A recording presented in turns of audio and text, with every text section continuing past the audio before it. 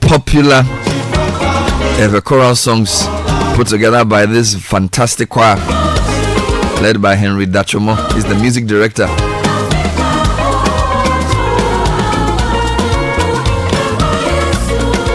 Let me start with I don't even know why we call it business sense. Maybe I need to give it a new name, because this is really life sense, right? It's life sense, because it's not just good for your business, it's good for your life.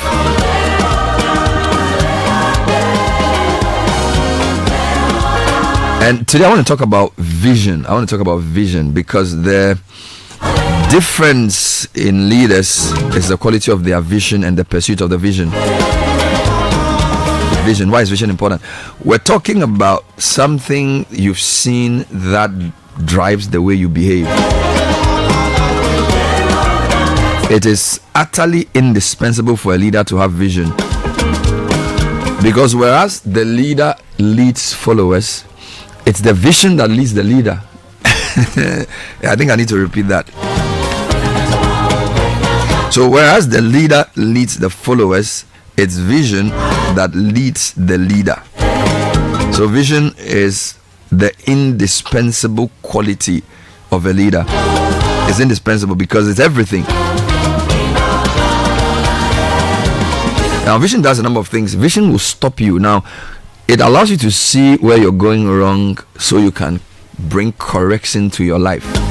So when Apostle Paul saw the vision, the heavenly vision, the clarity of the vision strengthens you. It also stretches you to do more. So one of the reasons why you will go the extra mile, one of the reasons why you will spend some time reading more or doing that new degree program or getting that project started is because of the stretching dimension of vision. Because without vision, there's no stretching. We're all very comfortable with our level because we are making the money. We're all very happy. But if you compare where you are to where God showed you and you are faithful to the vision, it will stretch you. And if you go through these 4 stages, your vision will satisfy you. So this is really John Maxwell stuff, right? He says your vision will stop you, your vision will send you, your vision will strengthen you, your vision will stretch you, and if you obey the vision, you will be satisfied by it. But I think the big thought for today is the leader leads followers, but the vision leads the leader. I think that's very powerful. So without a vision, the people are made naked. Without a vision, the people perish. But happy is he who keeps the law. So make sure the vision is clear ahead of your pursuit. Business Sense is where we started off from a book called A Leader's Heart, 365-day devotional journal. Beautiful book. It's amazing the treasures you find in these materials. So what are we doing today? Today we have the newspaper review segment where we'll bring you some headlines from all over the world. Then we'll jump into business news at 7, sport news at 7:15. Now, today's show is going to be interesting. Effective Living series continues. We are in our second week, and that's at 9 o'clock. And immediately after that, we'll cross over to Parliament for the vetting, I believe, of Atu Forsen for Minister of Finance position. There are 2 other vettings that will happen. All of them will be live on Citi FM and on Channel 1 television as well. So there'll be the vetting of John Abdullahi Jinapo for Minister for Energy. It's called Energy and Green Transition. The names are wild. And then we also have Dominic Ayine for Attorney General. But at 9 o'clock, we'll bring you the first edition of week 2 of the Effective Living series.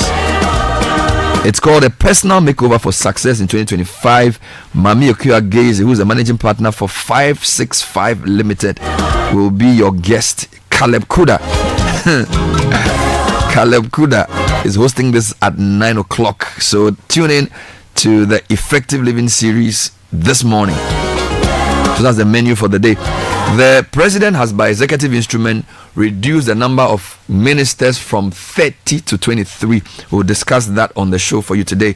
But we are grateful to Piva Beverages, who were a great companion over the Christmas, and they're still a good friend in these times. They have a number of interesting flavors: the cola, the orange, the cocktail, the tangy fruit drink, and the grapefruit drink.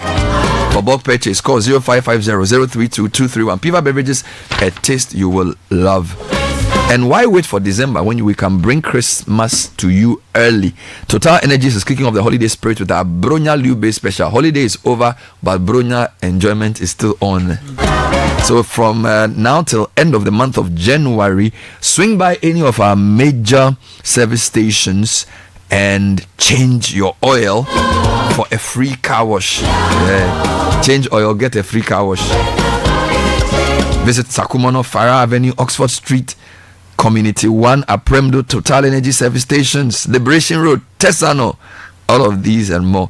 Yesterday, I used the beach road from Tema to Accra, and I was pleasantly surprised that I was in good shape. It was in really, really good shape from, the harbour side. Although the harbour road is not in good shape. So when you ride from Tema motorway and you're going to harbour proper, that road needs a bit of work, but the beach road is great. And then when I got to the mall, Junction Mall, I noticed that the flyover had been left over. The flyover has become council. Charlie,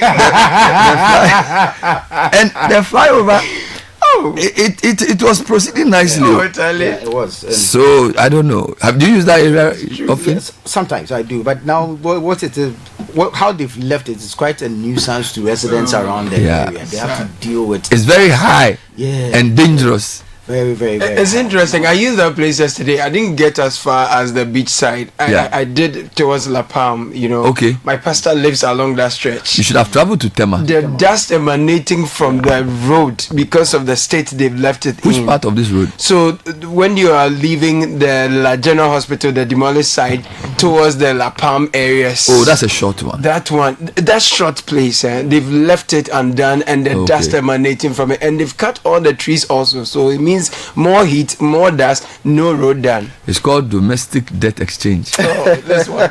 But I like the beach road yesterday. Yeah. I mean, the beach road is the good. beach road was it's really before good. you pass there, get to regional maritime. Oh my God, it was a sweet drive. So please problem finish is that the Junction Mall. finish the flyover. And they should add my pastor's stretch too. I beg them. Good morning to Caleb Kuda. Good morning to Naz Bobating. What do you have for us? I'll take it to the Daily Graphic. Front page says National Cathedral probe soon. Yes. This is attributed to President Mahama.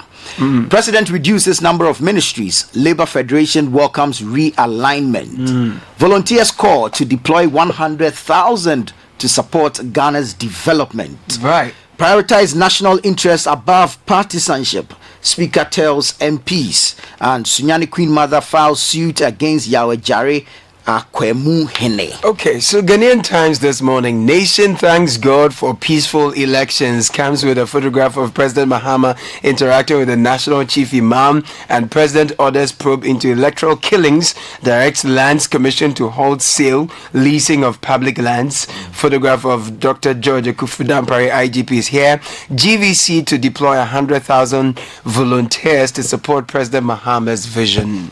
The Herald newspaper. Opon and Kroma caught up in $5 million government housing deal. Leaked document reveals contract awarded days after election defeat. Tussle emerges in NDC over local government ministry. 3 names pop up. Okay. Court hears contempt case against COP Yohunu. 2 others today. Oral exposes state properties grabbed by Akufo-Addo officials as security couple denies involvement. Mahama rolls out 3 key manifesto promises. The Ghanaian publisher CRI cautions against free SHS birding transfer, and young elephants probe NPP's defeat. And World Bank VIP hails Soko projects. And Bernard, on the cutting down ministries, not about efficient government reforms. Bright Simmons has an interesting article on that. Okay, the News Center also has that story. It says President Mahama reduces ministries from 30 to 23. Sure. Northern Ghana will not experience fuel shortage. This is attributed to the NPA. Soko project is a game changer. World Bank VIP. NPP's 2024 defeat. Young elephants launch investigations. Child rights urges caution in modifying free SHS. Attacks jeopardize McDonald's $88 million salt factory. Mahama drops major hints. This is Chronicle. National Cathedral to be relocated if.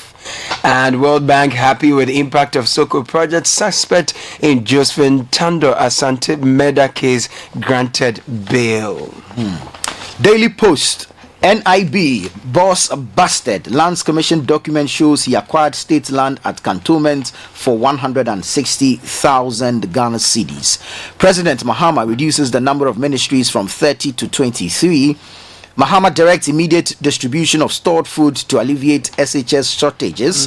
Vetting of ministerial nominees begin today. On BNFT this morning, health issues responsible for 50% of unproductivity. This is according to a study as BP diabetes top workforce inefficiency. And in a Greek FSRP signs $22.5 million contract to transform irrigation scheme and to get bill matters arise. And this is here on page 14. Bernard, good one here. Nkrumah Memorial Park records 200,000 monthly visits. Wow. I have to go there myself. I haven't been there since. You haven't been there? Honestly, I've not been there since then. What have you been doing with your time? A shock. Protecting local businesses, a pillar for economic growth. That story is here as well. Bernard. Let me give you a few headlines that have caught my attention online. CitiNewsroom.com, Akufo-Addo statue at Efiang Kwanta completely vandalized. Shocking images coming onto our website. Now, Mahama has been doing a number of things. So, for example, he's directed redistribution of food for drought victims to SHSs. Yeah. That's number one. Number two, he says we will soon investigate spending on National Cathedral. He says we will uncap NHIS levy in our next budget. Basically, everything he says is policy now. And then he says it won't be business as usual. You will be held accountable. All of these he said over the weekend. Now, other stories that have come up on that same website. We have the story on T-bills. Government records 2.8 billion CD oversubscription in T-bills auction. Meanwhile, Duncan Williams says true peace is built on justice, not absence of conflict. Meanwhile, there's a charge to Mahama. Scrap naughty stealing taxes. Moderator to Mahama. Naughty stealing taxes. This is the EPH moderator. Yeah. Now, if you go to Channel 1 News, it's a very interesting story. 13-year-old girl escapes alleged ritual killing. This is in the eastern region. I don't even know why people do this. Other stories on that website. You are here to solve difficult problems. Reverend Wengam tells Mahama.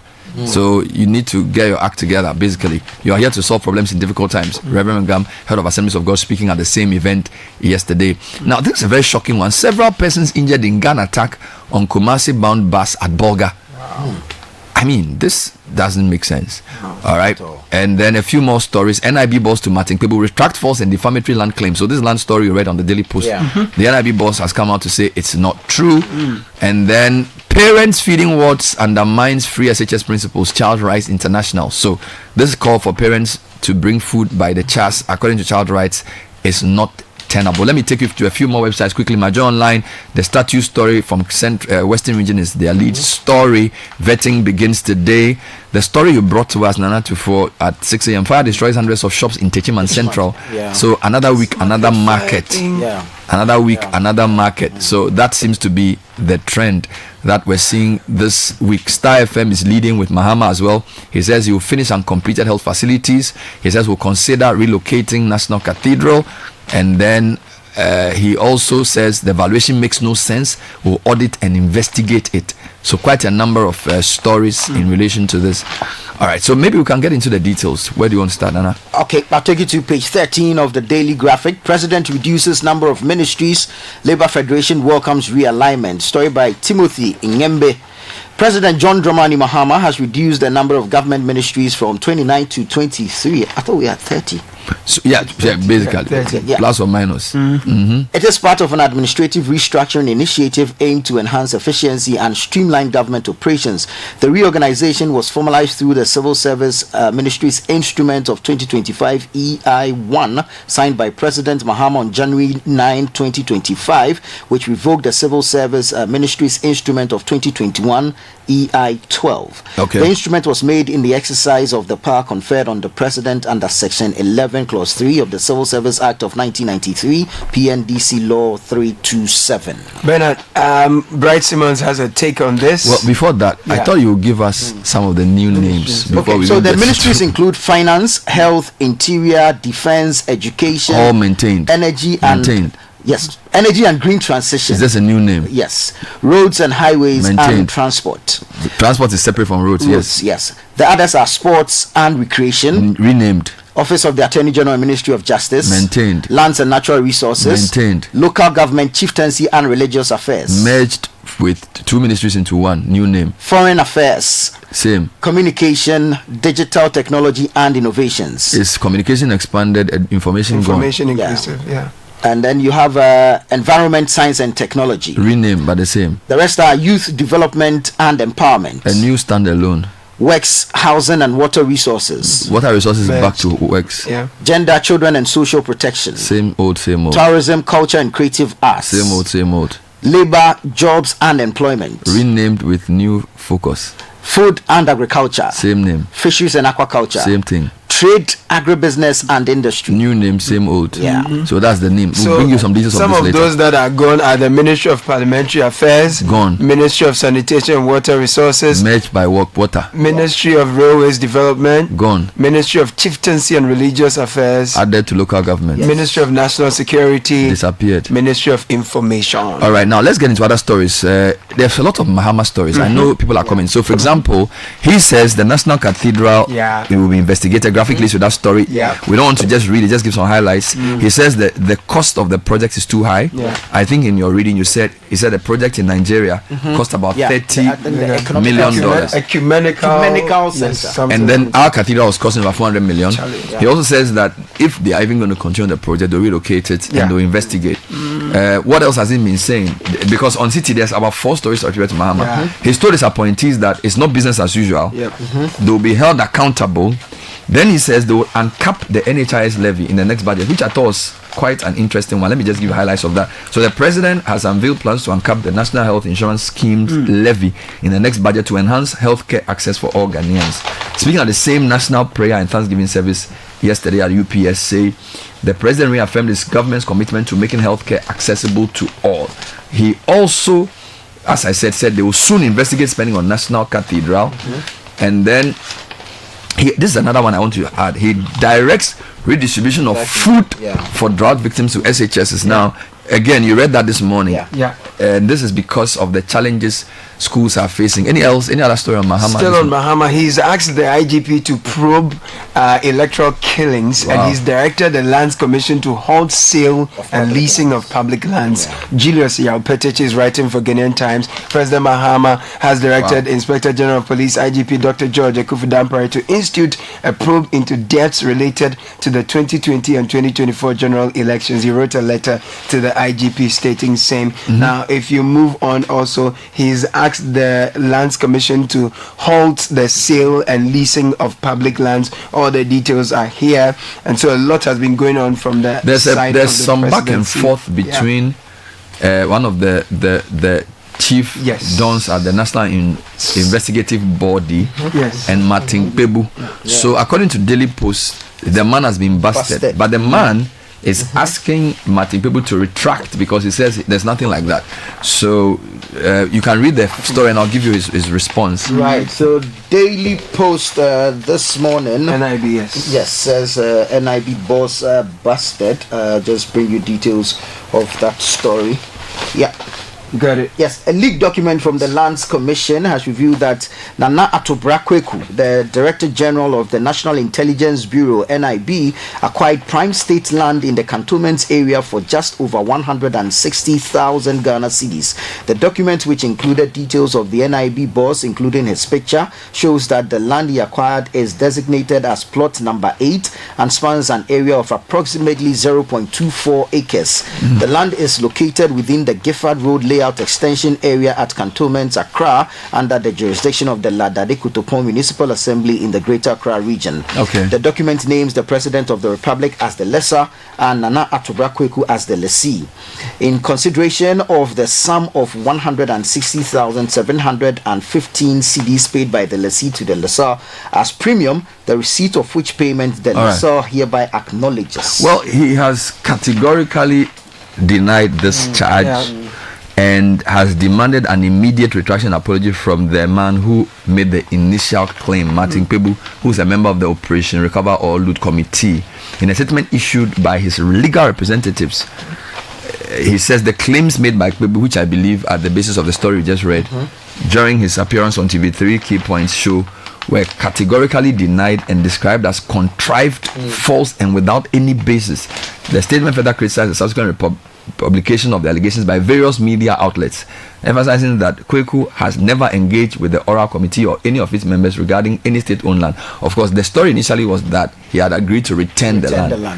And then the lawyers basically then said that basically the claim that he had owned any land was false. I'm sure there'll be more on this as we proceed, because it's on other websites as well. And then let's come back to you, Chronicle. Yes, so Bernard, if you go to page 5, the presidential villa and regional minister's residence in Kumasi is in ruins. It's been neglected since 2017. There are images on our social media and our website. If you take a look, it's very devastating. The story says that the presidential lodge, as well as accommodation facilities of the Ashanti regional minister within the premises of the Ashanti Regional Coordinating Council, are in ruins from neglect since 2017. Situated on huge acres of land, the presidential lodge, which is close to the official residence of the regional minister and commissioned in 2004 by ex-President Kufuor, is outgrown by weeds, an indication that the facility built with taxpayers' money is underutilized and currently looks more like a white elephant. The facilities have not been in use for the past 8 years with the excuse that they were not habitable and needed to be renovated, yet no effort was made to make it habitable. So there's this viral video of a man who went there to see the state of. Now, what I need to say to this is usually when presidents go to regions, the regional minister or regional coordinating council has a place where the president will stay. But what tends to happen is that in some regions, he will either be given a hotel. We understand in the Ashanti region, the president was given a place by the Otumfo to stay. So he was not using this facility, and this facility, which was supposed to have been renovated, was left or has been left unrenovated for 7 years, which is why it's in the state it's in now. Since the president has been saying a lot, people are also saying things to him. Scrap naughty and stealing taxes, or naughty stealing Now, the Right Reverend Dr. Lieutenant Colonel, one man, right? Reverend Dr. Lieutenant Colonel Divine Agbeko, moderator of the General Assembly of the EP Church, Ghana, has called on the president to eliminate what he described as naughty stealing taxes. Thank you. Dr. Agbeko criticized the current tax policies introduced by the outgone Akufo-Addo government, highlighting that they repeatedly tax the same money, burdening citizens. Speaking at the induction ceremony for Pastor Dr. Mrs. Salome Praise Otami Abutiate as Presbyter Executive of the General Assembly EPCG at Elon Parish Hall, he said that toll booth tax should be reintroduced to maintain roads. He even offered to take charge of road toll collection, promising to build roads efficiently if given the opportunity. Take the naughty stealing taxes. Thank you. That can even tax money in your pocket. Yes. After it has been taxed. Yes. They will tax it again. You want to send money, they will tax it again. So everywhere they are just sucking from you. Take those naughty taxes away and do something better than replace the tax. I'm sure they will ask Atufosin to comment on the naughty taxes. This morning in the news, Guta dissociated themselves from their president, who said that the e-levy should be kept. You remember on Thursday I said to you that that position is not tenable. You campaign that you will remove e-levy and then you win power and say that, or somebody is saying that the e-levy is good. Didn't you know it was good when you were campaigning? E-levy must go. Says you should be retained to fund the but the group has dissociated itself completely. The man actually said that was his opinion and not the position of the association. All right, I'll take you to page 9 of the news center. Northern Ghana will not experience fuel shortage. All right. This is the NPA speaking. The National Petroleum Authority, NPA, has assured the public that there is no cause for alarm regarding regarding the reported pockets of petrol shortage in the north. A statement issued by the NPA says following reports of pockets of shortage of petrol in the northern part of the country, the Technical Committee on Energy set up by the Chief of Staff met on the 10th of January 2025 to discuss modalities to resolve the issue. It said the logistical challenge identified was being comprehensively resolved using a three-pronged approach. The first approach is that oil marketing companies, OMCs, are being granted a special dispensation to load petrol from the bulk oil storage and transportation company Boss Depot in Kumasi to serve retail outlets in the 5 regions in the northern part of the country. Another arrangement is that OMCs are being granted a special dispensation to load more petrol from depots in Tema to augment what is being loaded from Kumasi to serve retail outlets in the 5 regions of... And I see that there is water shortage in Ho that has transcended weeks. Oh, Lord. The story says life in the Volta regional capital of Ho is becoming increasingly inconvenient as acute water shortage drags on. What was announced to be a brief maintenance work at the Beve waterhead Waterhead has lasted more than 2 weeks, and residents of the fast-growing metropolis with a population of close to 300,000 continue to suffer constraints. A Ghana news agency rounds found large crowds gathering at boreholes, cisterns, and other alternative sources to catch water, as sanitation in the city had been adversely Not having water around this time is very difficult to think. So because we're in the dry season now, fire destroys hundreds of shops at Techiman Central Market. I'm reading my journal online. It said traders left in despair. A devastating fire swept through the Techiman Central Market on Sunday night, reducing over 100 stalls to ashes and leaving traders in anguish. The fire, which started around 9:15 p.m., destroyed goods worth millions of cedis, with fire personnel trying to contain the fast spreading blaze. Now, eyewitnesses expressed frustration over the lack of adequate firefighting equipment, which they believe exacerbated the destruction. They quote an angry trader who says, "I don't know why a whole metropolitan area like Techiman has just one fire tender." Is it Techiman the regional capital? Yes. According to this trader, the whole metropolitan area, I don't know if this is true, has only one fire tender. If we had 2 or 3, this fire could have been controlled in the early stages. Another victim who lost all her investments tearfully appealed for help. All the money I used to purchase these items from the bank is gone. The question I need to ask is, almost every week we have a fire. So why are we not anticipating and being there and doing all the What things? is causing the fires? We are not getting anything from the investigations yet, and so we don't have. When was the last time the fire service issued a comprehensive report on a market fire that can be used for public discussion, for policy discussion, for people to know? The Bono East Regional Fire Commander, ACFO Naomi Ofori Edubiasapon, confirmed that investigations had begun. That's what they say, to determine the cause of the fire. Once they say that, I think we also don't do well. We report the fire and we move on. I think we should go back. Yeah, because in this country, as soon as media keeps quiet, everybody forgets. You know, it's not right. All right. But the good news, though, is that previously the Kwame Nkrumah Memorial Park recorded less than 30,000 visitors in the whole year. This was before 2019.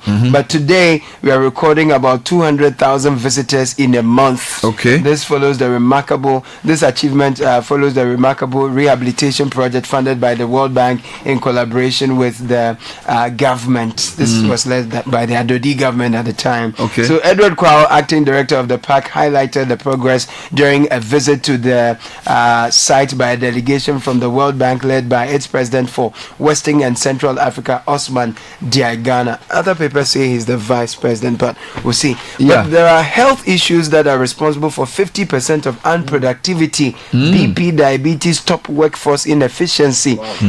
So a study on the impact of poor health on businesses and the broader economy has revealed that hypertension, BP, and diabetes rank high as key health issues affecting productivity in the country. The research done by Reviaco, a healthcare service provider, used funding from blood donation drives and health screening. So basically, people aged 27 to 62 in a study covering 23,000 patients indicated that are highly hypertensive from 27 to 62. Is this for the world or for Ghana? This is for Ghana. Serious? Yeah.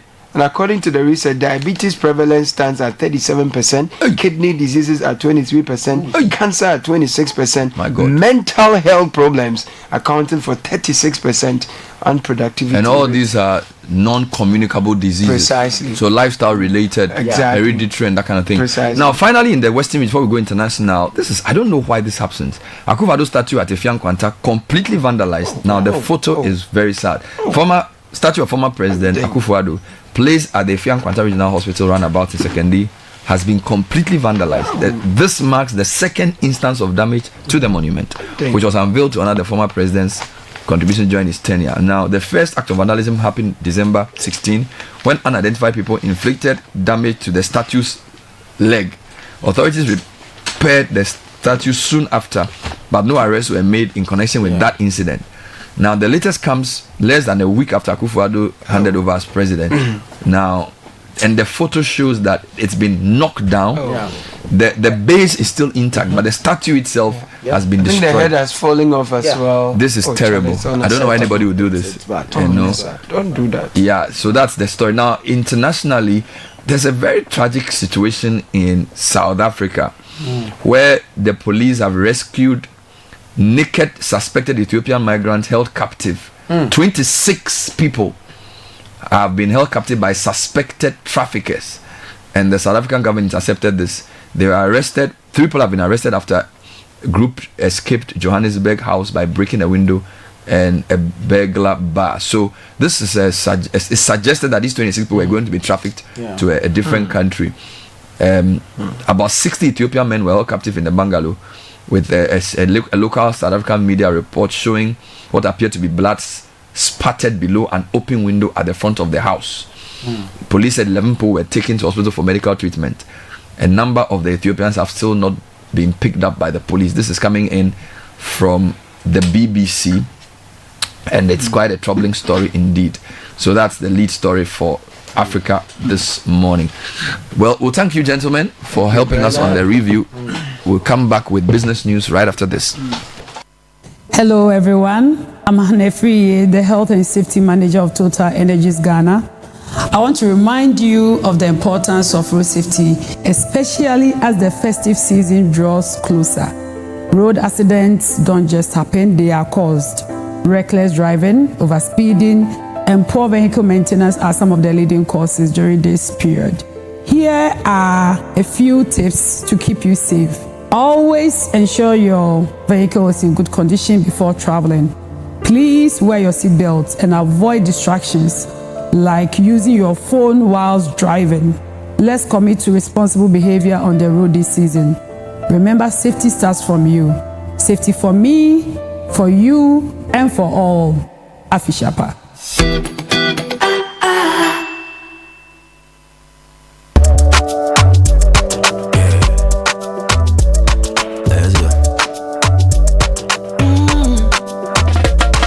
My body, when you wake up in the morning and you know the money calling, oh, you go work, but you know it's out in your side.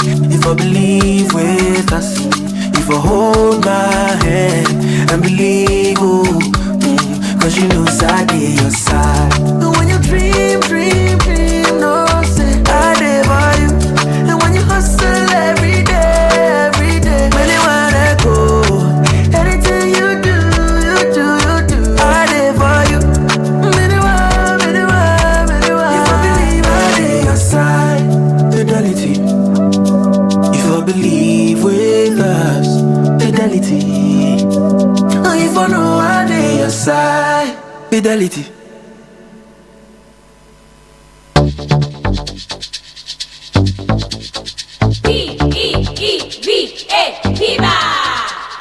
Looking for a burst of flavor in every sip?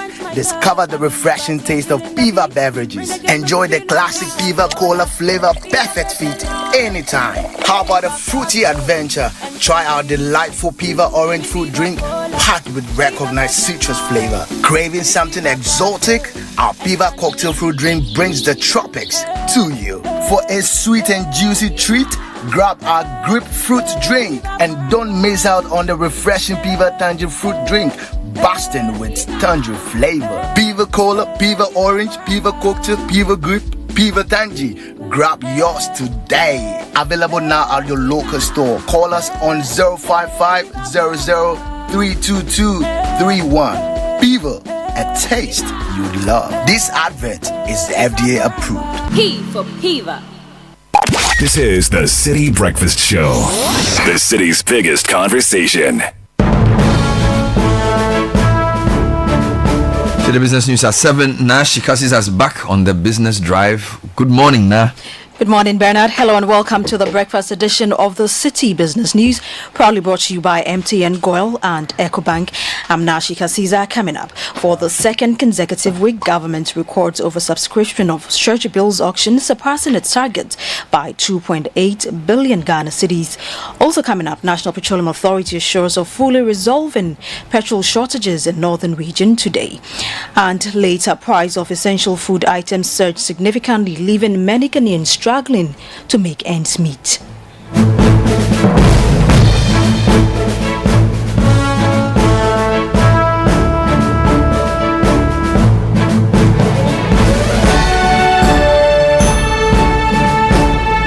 Let's settle for the details of our stories now. The government has, for the second consecutive week, recorded an oversubscription in the sale of its short-term debt instrument. Latest auction results from the Bank of Ghana indicate that the government surpassed the target by 2.8 billion Ghana cedis. Here's more. In the second auction for 2025, government mobilized 8 billion Ghana cedis through its treasury bill issuance, surpassing its target of 5.1 billion Ghana cedis. This shows that investor demand for treasury bills on the money market went up this week by 55.3%. The data indicates that investor appetite was strongest for the 91-day bill, which attracted all 5.5 billion bids tendered. This was followed by the 182-day bills, attracting 1.4 billion Ghana cedis in bids, and 364-day bills attracting 1.1 billion Ghana cedis. Yields across all tenors continue on an upward trajectory, with interest rates averaging between 28 and 30%. The 91-day bill saw its yield rise by 14 basis points to 28.33%, while the 182-day bill surged by 5 basis points to 28.9%. The yield on the 364-day bill went up by 2 basis points to 30.17%. For market analysts, this sustained robust demand for T-bills is as a result of renewed investor confidence as investors position themselves to benefit from the current yield environment in anticipation of a shift toward lower rates in the future. Looking ahead, the Treasury is set to raise 6.3 billion Ghana cedis in its next T-bill auction. That was Neteli Ajaho with that report. Meanwhile, economist Professor Godfred Bokun is urging the government to explore alternative means of raising revenue to reduce the government over-reliance on treasury bills. His comments follow a report by Databank Research projecting that a government will borrow approximately 200 billion Ghana cedis from the treasury bill market in 2025. In an interview with Citi Business News, Professor Bokun calls for a more sustainable approach for the government to minimize its dependence on treasury bills.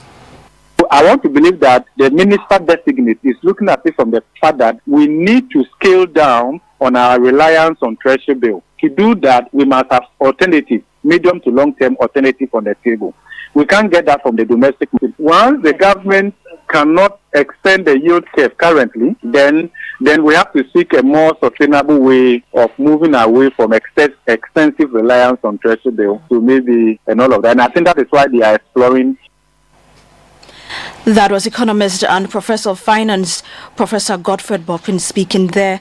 Now, issues surrounding revenue mobilization and the rationalization of public expenditure are expected to dominate discussions as the finance minister designate Dr. Kesela Suforsen appears before the appointment committee today.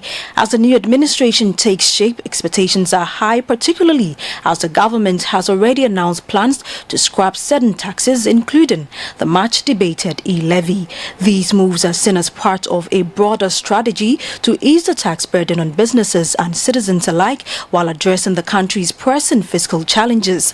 The committee's questioning will likely focus on the sustainability of these tax cuts, their impact on the national revenue base, and how the finance minister designate plans to balance these decisions with the need for fiscal discipline and economic growth. With the government's commitment to stimulating growth through tax relief and expenditure cuts, the business community is keenly watching how these plans will be executed and what implications they may have on public sector financing and private sector investment moving forward. To some other stories now, the prices of essential food items including dried pepper, onions, ginger and other staples have surged significantly, leaving many households struggling to make ends meet. Citi Business News' Daniel Sakiti explores the situation, capturing the concerns of traders and the public.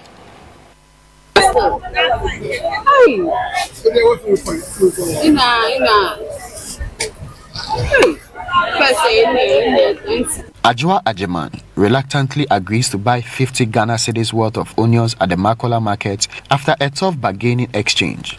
Her frustration mirrors that of many others grappling with the rising cost of essential goods. The December 2024 Consumer Price Index report from the Ghana Statistical Service paints a grim picture. The price of ginger rose by 105.7%. Dried red pepper saw 93.6% increase in its price, while the price of beans also increased by 82.3%. Large onions also saw a 76.7% increase, while fresh okra also increased by 69.3%. For Ajua and countless others, these steep price hikes are becoming unbearable. The one that you gave me costed 50 cedis. We used to buy it 20 cedis, but now it's 50. Buys keep on changing. You budget like maybe 1,000 to buy some few stuffs, but the end when you get to the market, so if you budget what you think with the money that you think it will be enough for it, you have to get more. Traders attribute these increases to multiple factors. Some blame seasonality, which has reduced the supply for certain items. Others cite the depreciation of the Ghanaian cedi against the CFA, the currency used for importing goods from neighboring countries. Onion, what's that? Onions are seasonal items and their prices can vary greatly. The onions are sold at 10 Ghana cedis, while the larger ones are priced at 50 Ghana cedis for 5 pieces. 5.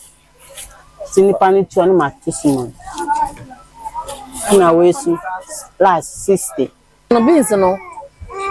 Your top bottom now. 8,000.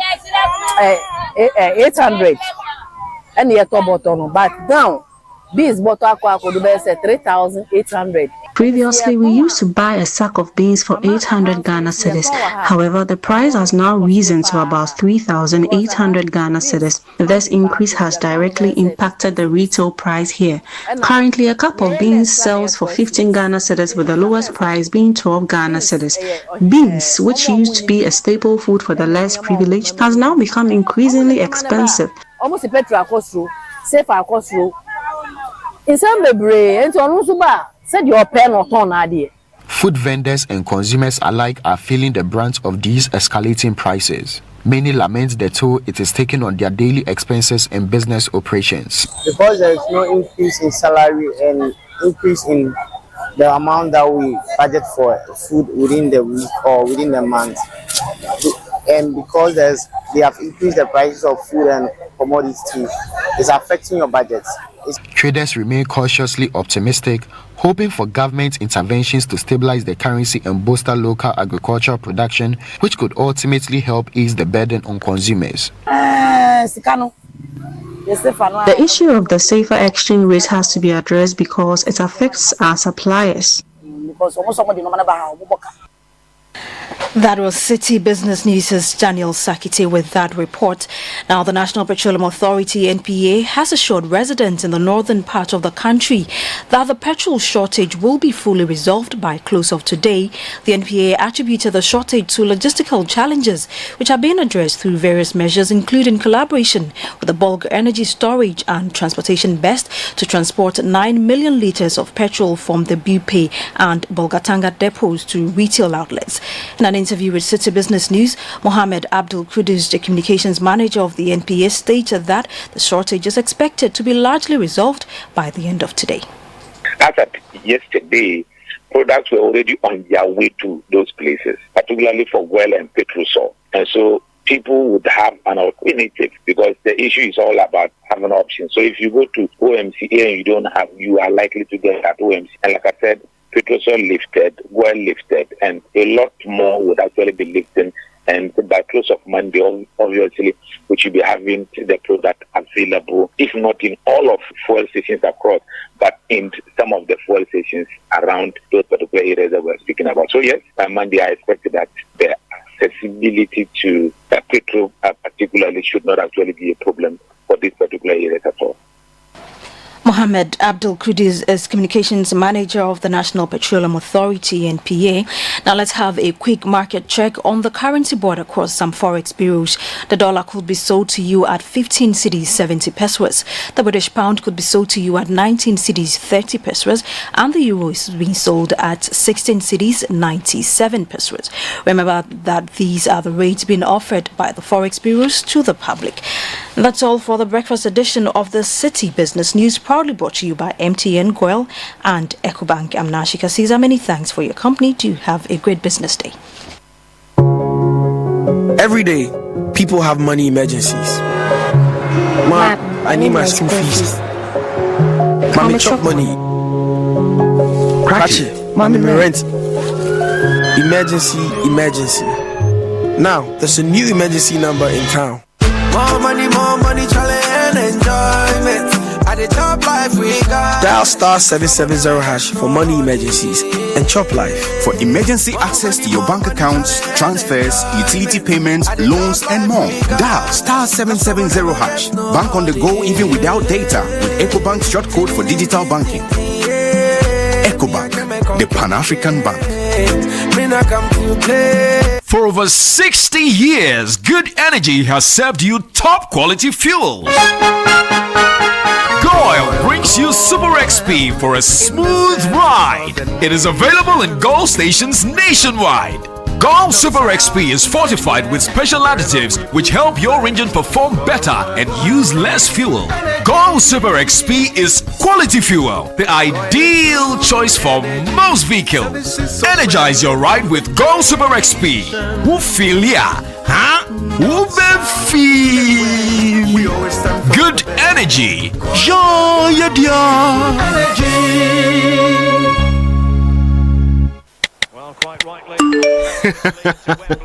Hey, so as for you, every day you are just pressing your phone. Why? Are they paying you? They are, Oma.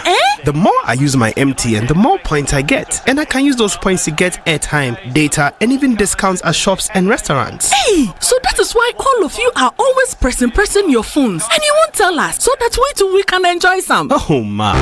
There's always more to enjoy with MTN Rewards. Just keep talking, testing, and browsing all day, every day to collect your points and use it to redeem amazing offers and discounted freebies right away. There's so much available for you. So dial *550# and get your reward today. Let's go everywhere you go. Kweku, have you heard what they are doing on MTN? This is the Citi Breakfast Show, the city's biggest conversation. L to the A to the L to the A. Normally I be good person. What's happen? Big question. I've been on my obsession.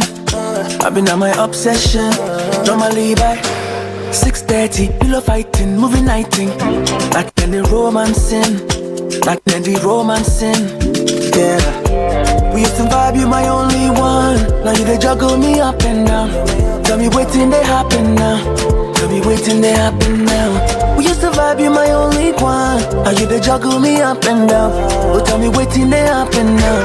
You know, say I did try. Try me, oh, damn me. I'm used to one or two. Please don't tell me kangaroo. Many thanks to Nashika Caesar for City Business News, which was brought to you by EcoBank, Grail, and MTN. EcoBank says don't get scammed. Don't fall for the scammers who aim to steal your money by demanding your PIN, your password, your card information, your CVV, your OTP. They pose as staff hoping to assist customers to update their bank details. Unsolicited assistance is what they offer you. They say they will link your Ghana card to your bank account. They are all lies. The aim is to steal your money. Don't fall for all that. EcoBank is saying, if you feel insecure or you're in doubt, call them to confirm. 0800 003225. It's a toll-free number. 0800 003225. Very important message. Please take notice. And Girl Good Energy brings you Girl Super XP, ideal choice for most vehicles. Just go fuel up your vehicle and enjoy the smooth ride with all the benefits. Its quality gives you the correct choice when buying regular fuel. It's fortified with special additive that gives longevity to your engine, makes your engine perform to the max, uses minimal fuel, suitable for most vehicles. Girl Super Energy, Girl Super XP, good energy and idea. Heard the latest from MTN? If not, then listen. For those of you who love MTN free after one, prepare for the upgraded experience that MTN is free after one extra. With MTN free after one extra, you can talk for 1 whole hour uninterrupted while paying for only the first minute of every 10 minutes you talk. Which means for every 10 minutes you talk within the hour, you only pay for the first minute. And you get to talk for 60 minutes straight with no interruptions. You also get 50 megabytes of data for free after your first call daily. To subscribe to MTN free after one extra today, just dial star 550 hash, repeat star 550 hash and follow the prompts.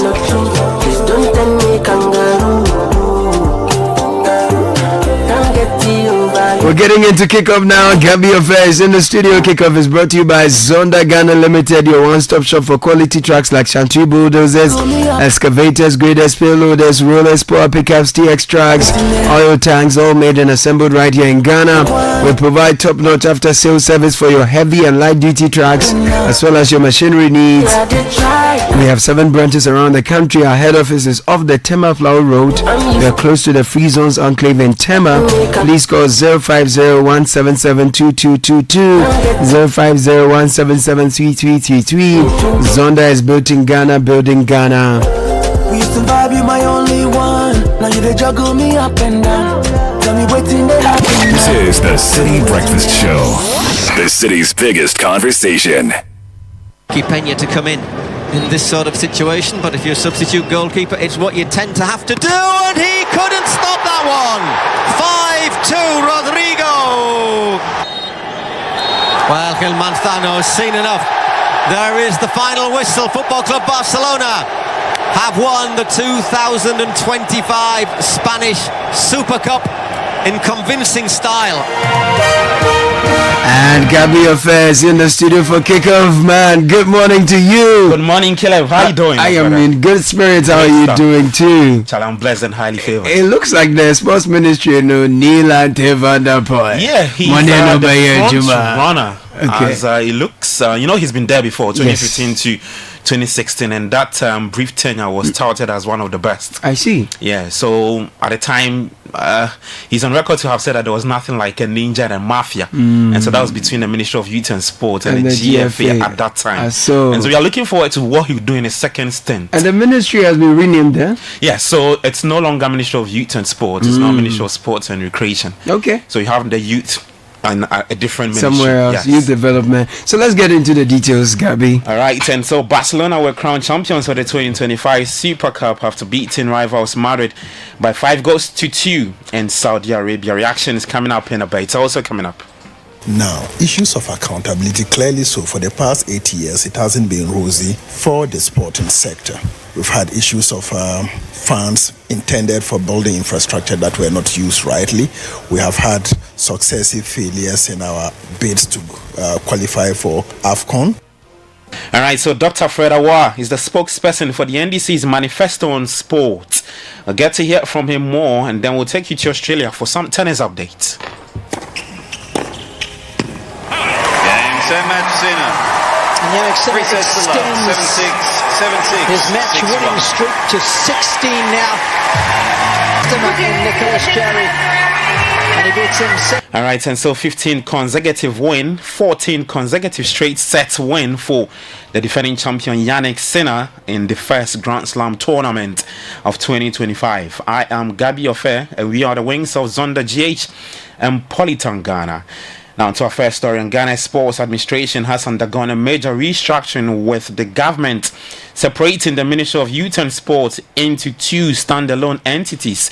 Now the move was announced on Saturday by President John Dramani Mahama, and the newly established Ministry of Sport and Recreation will now focus solely on managing the country's sports sector, while the youth sector will be overseen by the newly created Ministry of Youth Development and Empowerment. The restructuring is part of a broader government reorganization which has reduced the number of ministries to 23, down from 30 under the previous administration. Now, President Mahama is expected to announce the country's 28th sports minister next week. During the next round of ministerial appointment.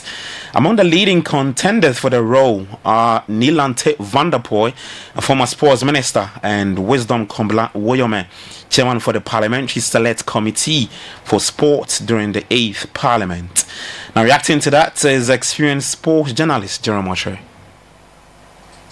If there is a division now, there is going to be a chance for youth to be given special attention. That is a positive development, as I said earlier. Now, for sports and recreation, look, sports is not football. For what I have seen in the past, and I'm not just talking of the recent past, I'm talking of what I've observed over decades, let's say 2 to 3 decades. Sports doesn't seem to have had the sort of focus it should. My thinking is that recreation simply means that there's going to be an opportunity to create centers where young people want to go and have games and organize sports activities, competitions. That opportunity will be there for them to go there and better put their energies to good use. All right, so let's start with the Ministry of Sport and Recreation. Dr. Fred Awar is the spokesperson for the NDC Manifesto on Sport, and he has assured Ghanaians that the administration is committed to ensuring accountability across all sporting disciplines. He emphasized that robust measures will be implemented to promote transparency and efficiency within the sports sector. Well, clearly so, the heartbeat of our nation is soccer. And then the sporting sector under His Excellency John Dramani Mahama would want to ensure that we get things right within the sporting sector, just like we want to do in other sports. Now, issues of accountability clearly so for the past 8 years, it hasn't been rosy for the sporting sector.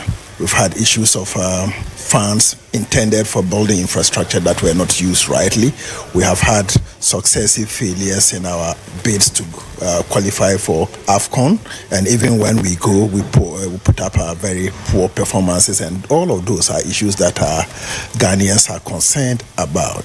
Now, it wouldn't be wrong for Ghanaians to want to expect that the new regime would bring in some changes that will bring the heartbeat of the sports back, and we as a government are committed to ensuring that we'll put in a lot of energy. Energy here would mean human and non-human resources intended to ensure that the sport comes back strongly, and that would give the kind of excitement that Ghanaians have always had within the sporting sector.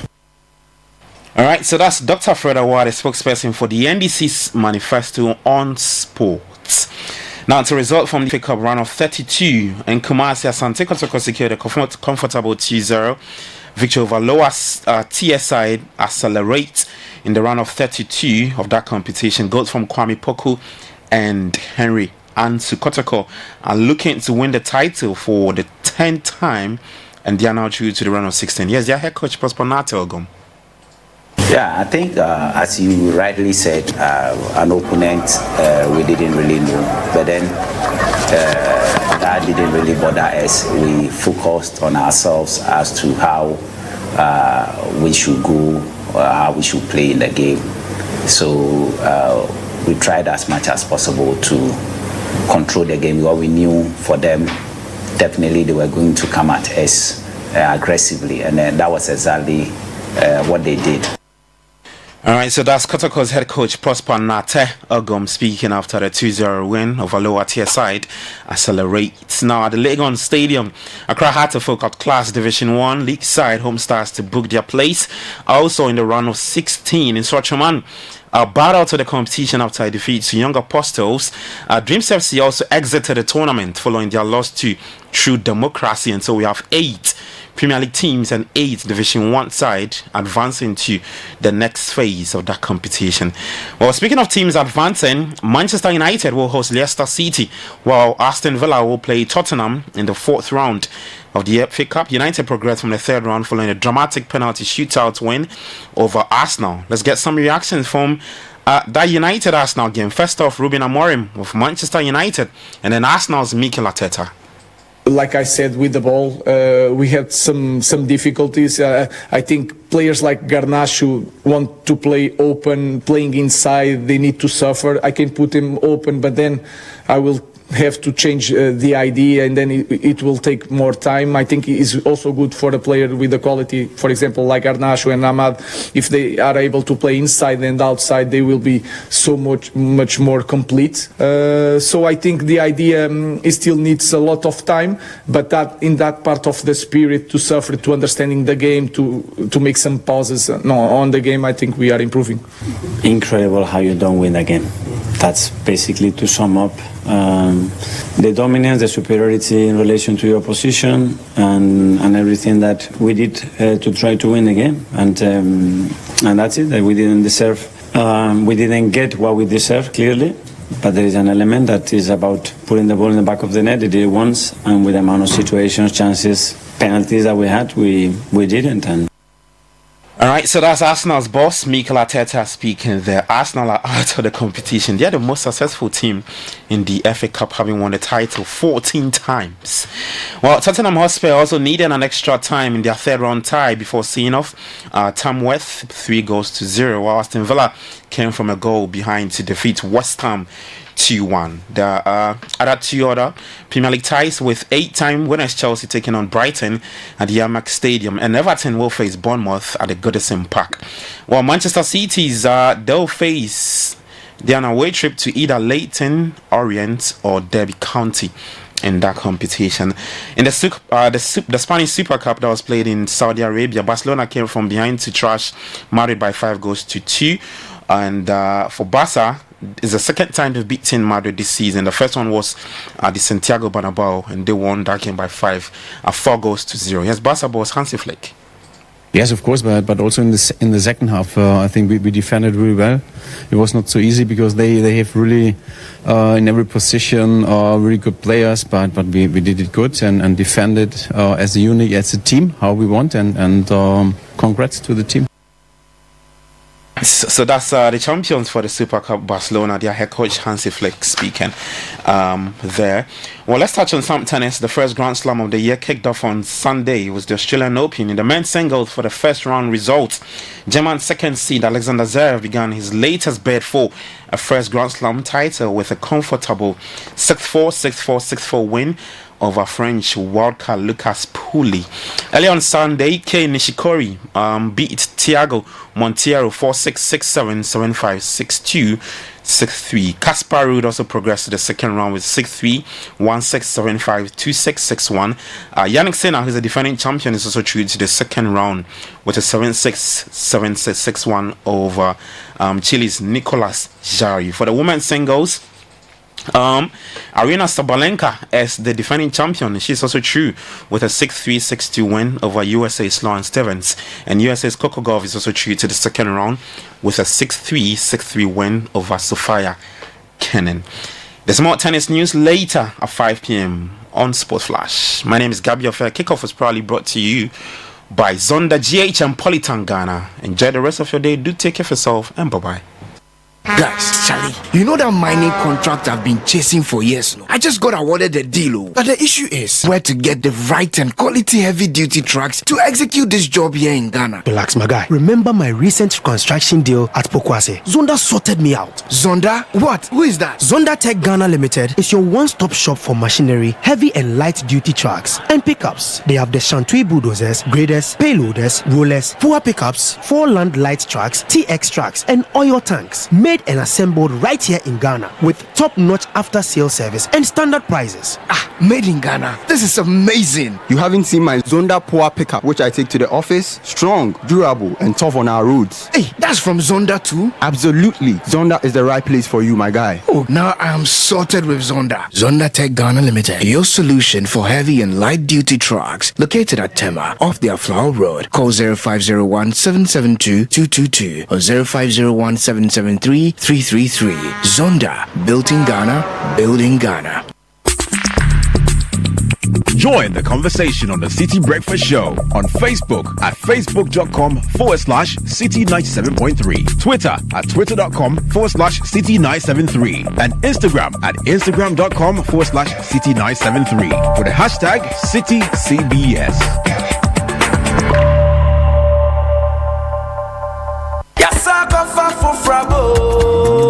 Pepper powder, pepper jawo, sankofa pepper powder, sankofa,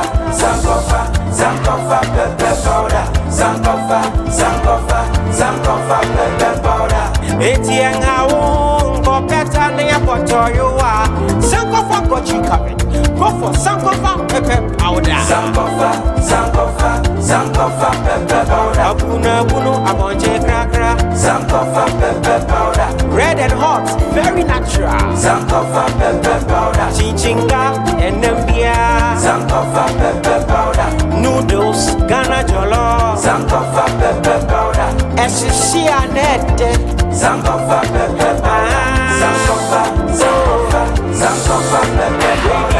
Sankofa pepper powder. Sankofa pepper powder.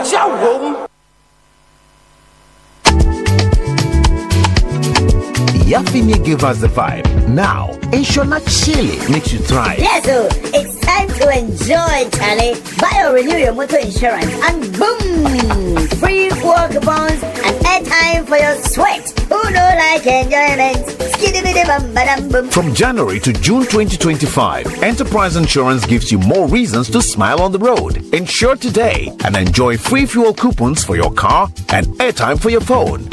Free fuel? Airtime too? Enterprise Insurance, always your advantage.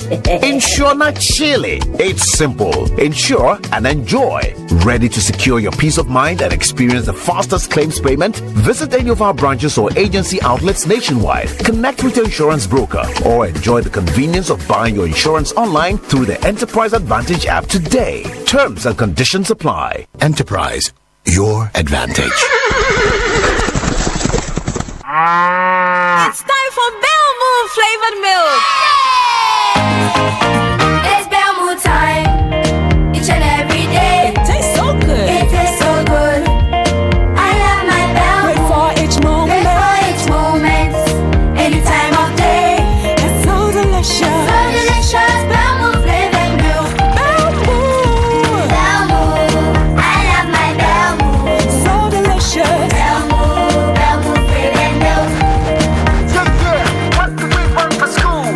Belmont flavored milk. It's maliciously delicious. For bulk distribution, give us a call on 0544 335 900. Another quality product from Bell Aqua. This advert is FDA approved. Belmont flavored milk. It's time to reset yourself and everything else around you for success in the new year. Tune in to the Effective Living Series 2025 this January on Channel 1 TV and 97.3 Citi FM. Start your year with insightful discussions and expert tips on personal growth, health, success, and more. From the 6th of January, join Apioko and Caleb Kuda engage our guests with various expertise on the Effective Living Series for a comprehensive guide to resetting your life in 2025. Week 1 kicks off with personal reset. Week 2 focuses on resetting your personal economy. Week 3 is all about resetting your health. Week 4, resetting business, calibrate, remodel, and rebuild. Catch the Effective Living series live on the Citi Breakfast Show on 97.3 Citi FM and Breakfast Daily on Channel 1 TV, Monday through Thursday. Don't miss out on transforming your life for the better every week only on Channel 1 TV and 97.3 Citi FM. The Effective Living Series 2025 is powered by Channel 1 TV and 97.3 Citi FM and is proudly sponsored by Hallmark Cafe. Hallmark Cafe, delight in every sip and bite.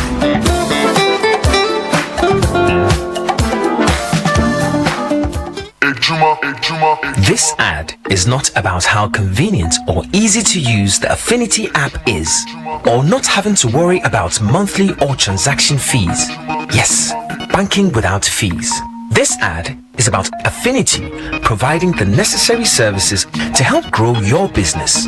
Because banking doesn't have to be an inconvenience. With Affinity, you're in. To get the app, dial *229# or go to affinityghana.com. This is the Citi Breakfast Show, the city's biggest conversation. The Citi Breakfast Show. Rise above the noise. Gentlemen, this here's another one for the steppers. DJ Wayne Williams, put the record on.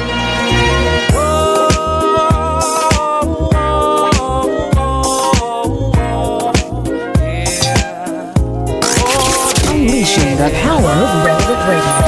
This is Citi 97.3.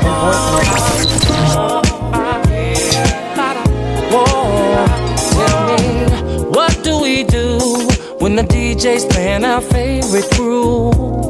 We stand to win the whole night through. And what do we do when we're all dressed up and in the mood?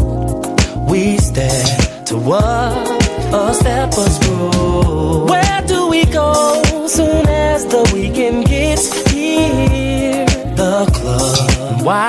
To party and have some fun. What is it that can come and take away all your stress? Tell me. Music. No other questions, you have passed my test. Happy people. Yeah. Oh, yeah, yeah. Keeps the world turning. Oh, yeah. Turning. I believe that happy people. Yeah. Oh, yeah. Keeps us all dancing, dancing, dancing. Whoa. Happy people. Yeah. Yeah. Keeps us all stepping, stepping, stepping. And happy people. Yeah. Keeps the music moving. Tell me, now what do you do when a feeling has come over you? You let go and what? Let it take control. Ladies, what do you say when a gentleman asks you to dance to you? Say yes and then get on the dance floor. Even when it seems we're going through some hard times, what do? Keep smiling, 'cause we know we're gonna make it through. Now, what is it that can come and take away all your stress? Tell me. Music. No other questions, you have passed my test. Happy people. Yeah. Ooh, yeah. Keeps the world turning, turning, turning. Oh, I believe that. Happy people. Yeah. Ooh, yeah. Keep us dancing, dancing, dancing. 7:38. Happy birthday to Sinam Judith Avignon, CEO of Excel Clothing, Ashaiman, Lebanon. God bless you and grow in good health. From Paul Egbenya to Sinam Judith Avignon of Excel Clothing, Ashaiman, Lebanon. And to Nogbe Sikado from the 2010-year Group O students of St. Francis College of Education. 2010 group. May God grant your heart desires. Nogbe Sikado from the 2010-year group. Yesterday was the birthday of Nuong Falong. Interesting. So happy birthday to Nuong Falong. I think she's now doing some things. Yeah, she's diverted from the media to business to other areas of life. She's doing some cosmetic beauty products. Ethereal or something. I'm trying to remember the name. Happy birthday to you, Nuong. Happy birthday to Raymond Okrofu, who's the big man at Safisana. The guys who convert waste into power. Wow. Raymond, happy birthday to you. More power to you. Such a powerful concept, to convert waste into power. So a number of things. It seems as if the president has been very, very busy. Because I can list as many as 5 major things that have happened over the weekend.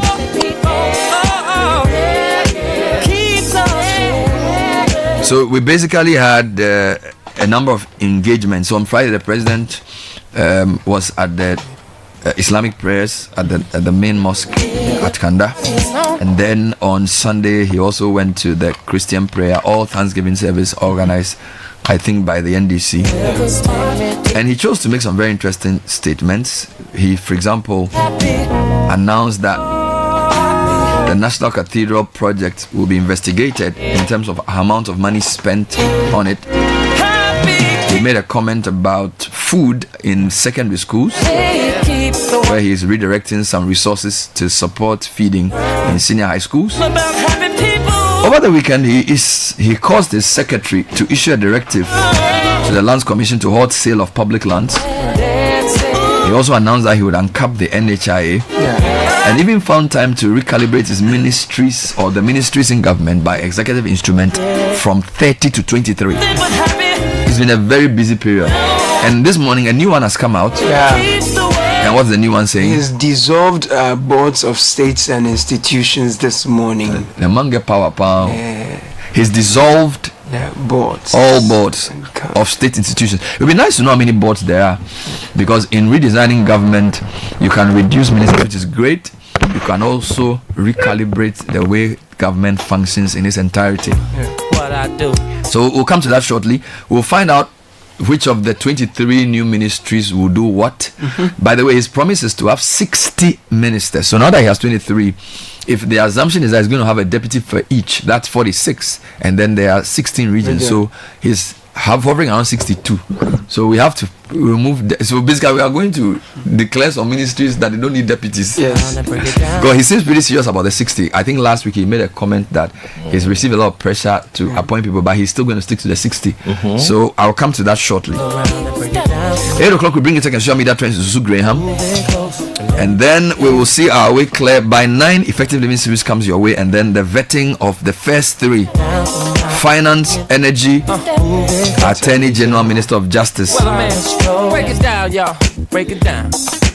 All the way. But we'll bring you a couple of quick announcements before we jump into all of those analysis. Yes, please. So Lancaster University, Ghana, is the only British university campus in West Africa. They give you a British degree at a fraction of the cost. You study in a vibrant student experience. Your lecturers are trained to UK standards, and by the time you're done, your certificate is useful. Your employability skills will take you one step closer to the career of your dreams. So visit their website, www.lancaster.edu.gh. Email them at admissions@lancaster.edu.gh. The number is 020-960-7008. Lancaster University, Ghana, the only British university campus in West Africa.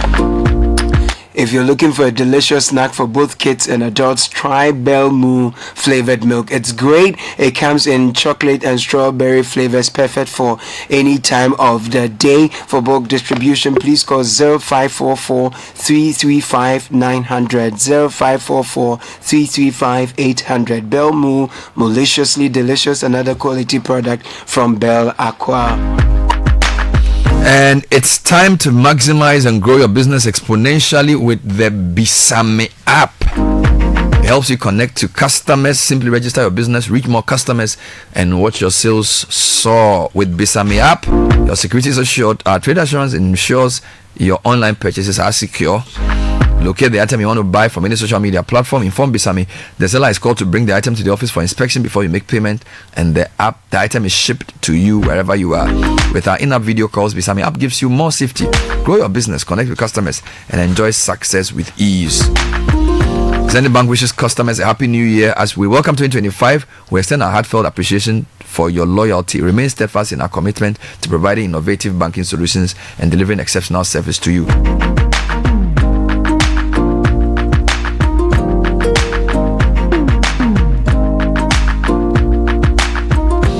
In the meantime, real estate is a key part of every wealth portfolio. That's why you need to make it a point to own some. This year, Apollonia City is offering you the chance to own premium plots at competitive prices with up to 3-year payment plans. We have service lands with access to water, electricity, tarred roads, solar-powered streetlights, access to high-speed internet, and more. We also have 2, 3, and 4-bedroom homes for you to choose from. Call Apollonia City 0275 577 577 or 0542 777 222. All right, so which are the new ministries? Which are the ones that survived? Which ones have been merged together?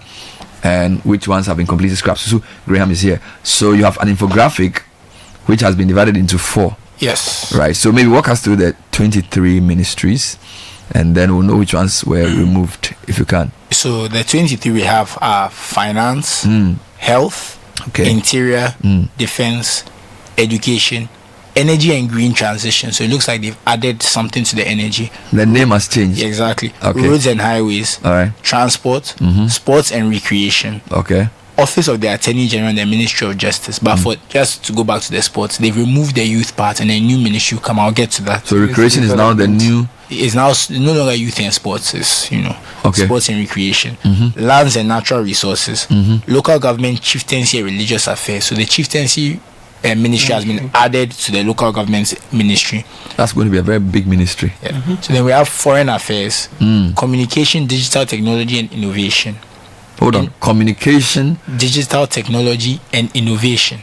So prior to this was just communication. I believe so. So digital innovation and digital what? Digital technology and innovation. Okay. Yes. Digital technology and innovation. Yes. So innovation has been removed from the environment. Science and technology. Yeah, I think it's been added to communication. Yes. Okay. Yeah. So how is environment? I think we're in a tech world, so communication, digital technology and innovation. All right. So then we have, after that, we have environment, science and technology. Environment, science and technology. Yes. And then so hold on. Why do you have digital technology and then technology? No, it's communication, digital. So digital technology and then Ministry of Environment, Science and Technology. So the science and technology are going together. Maybe one is analog technology, one is digital technology. Actually, because the communication is digital technology, and then there's simplicity technology, which is basically environment, science and technology. We have to also try and the tea they talk, they go your mouth. Well, I'm also trying to be open-minded. I'm clutching at straws here. I mean, they didn't give us any information. One would have thought maybe, going forward, they would have written the EI, executive, and then maybe a paragraph under each. But they did not. So we are free to do juxtaposition. Yes, so go ahead. So then, this is the new ministry we're talking about, the Ministry of Youth Development and Empowerment. Youth Development and Empowerment. Yes. Is a new ministry. Yes. Then the Ministry of Works, Housing and Water Resources. Works, Housing and Water Resources. I'm sure sanitation will be in that mix. So was sanitation and water one ministry? Yeah, I believe so. I think they've moved. So they've brought sanitation is under local government, from what I have here. Okay, so just be clear. So the sanitation and water resources have been split in a way. Sanitation goes to local government, which is where it originally was. Yes, and then water is now under water resources under housing, the Works and Housing Ministry. So it's Works, Housing and Water Resources. Wonderful. Which other one do we have? Then we have Gender, Children and Social Protection, Tourism, Culture and Creative Arts. So those two haven't changed? No. Labor, Jobs and Employment. That's a new name. So it was Employment and Ministry of Employment and something. That's the name they used to call it. Then we have Food and Agriculture. So hold on, it's called Employment what? Employment is Labor, Jobs and Employment. So it's usually called Ministry of Employment and Labor. Yeah, Labor, Jobs and Employment. So they've added jobs. Yes. Then we have food and agriculture. Okay. Fisheries and aquaculture. Aquaculture, sorry. And then trade, agribusiness, and industry. Agribusiness. So I think they've added the agribusiness to that to show that there's a focus on that, I guess. But why isn't agribusiness and agri?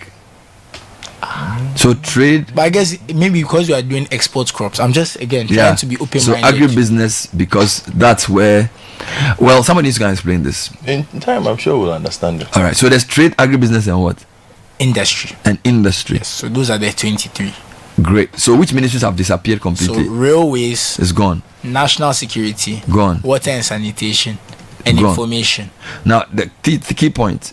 National security is not a ministry, but it still exists as an operation. Yes. So the building will be occupied. There will be people employed. They're doing the work. Just that it will not be a ministry. Now, I think making it a ministry was to bring its works under Parliament. But now I'm told because of the new standing orders, even if you are not a ministry, Parliament can still summon you and question you. So I think the need for a ministry is superfluous. So national security is there.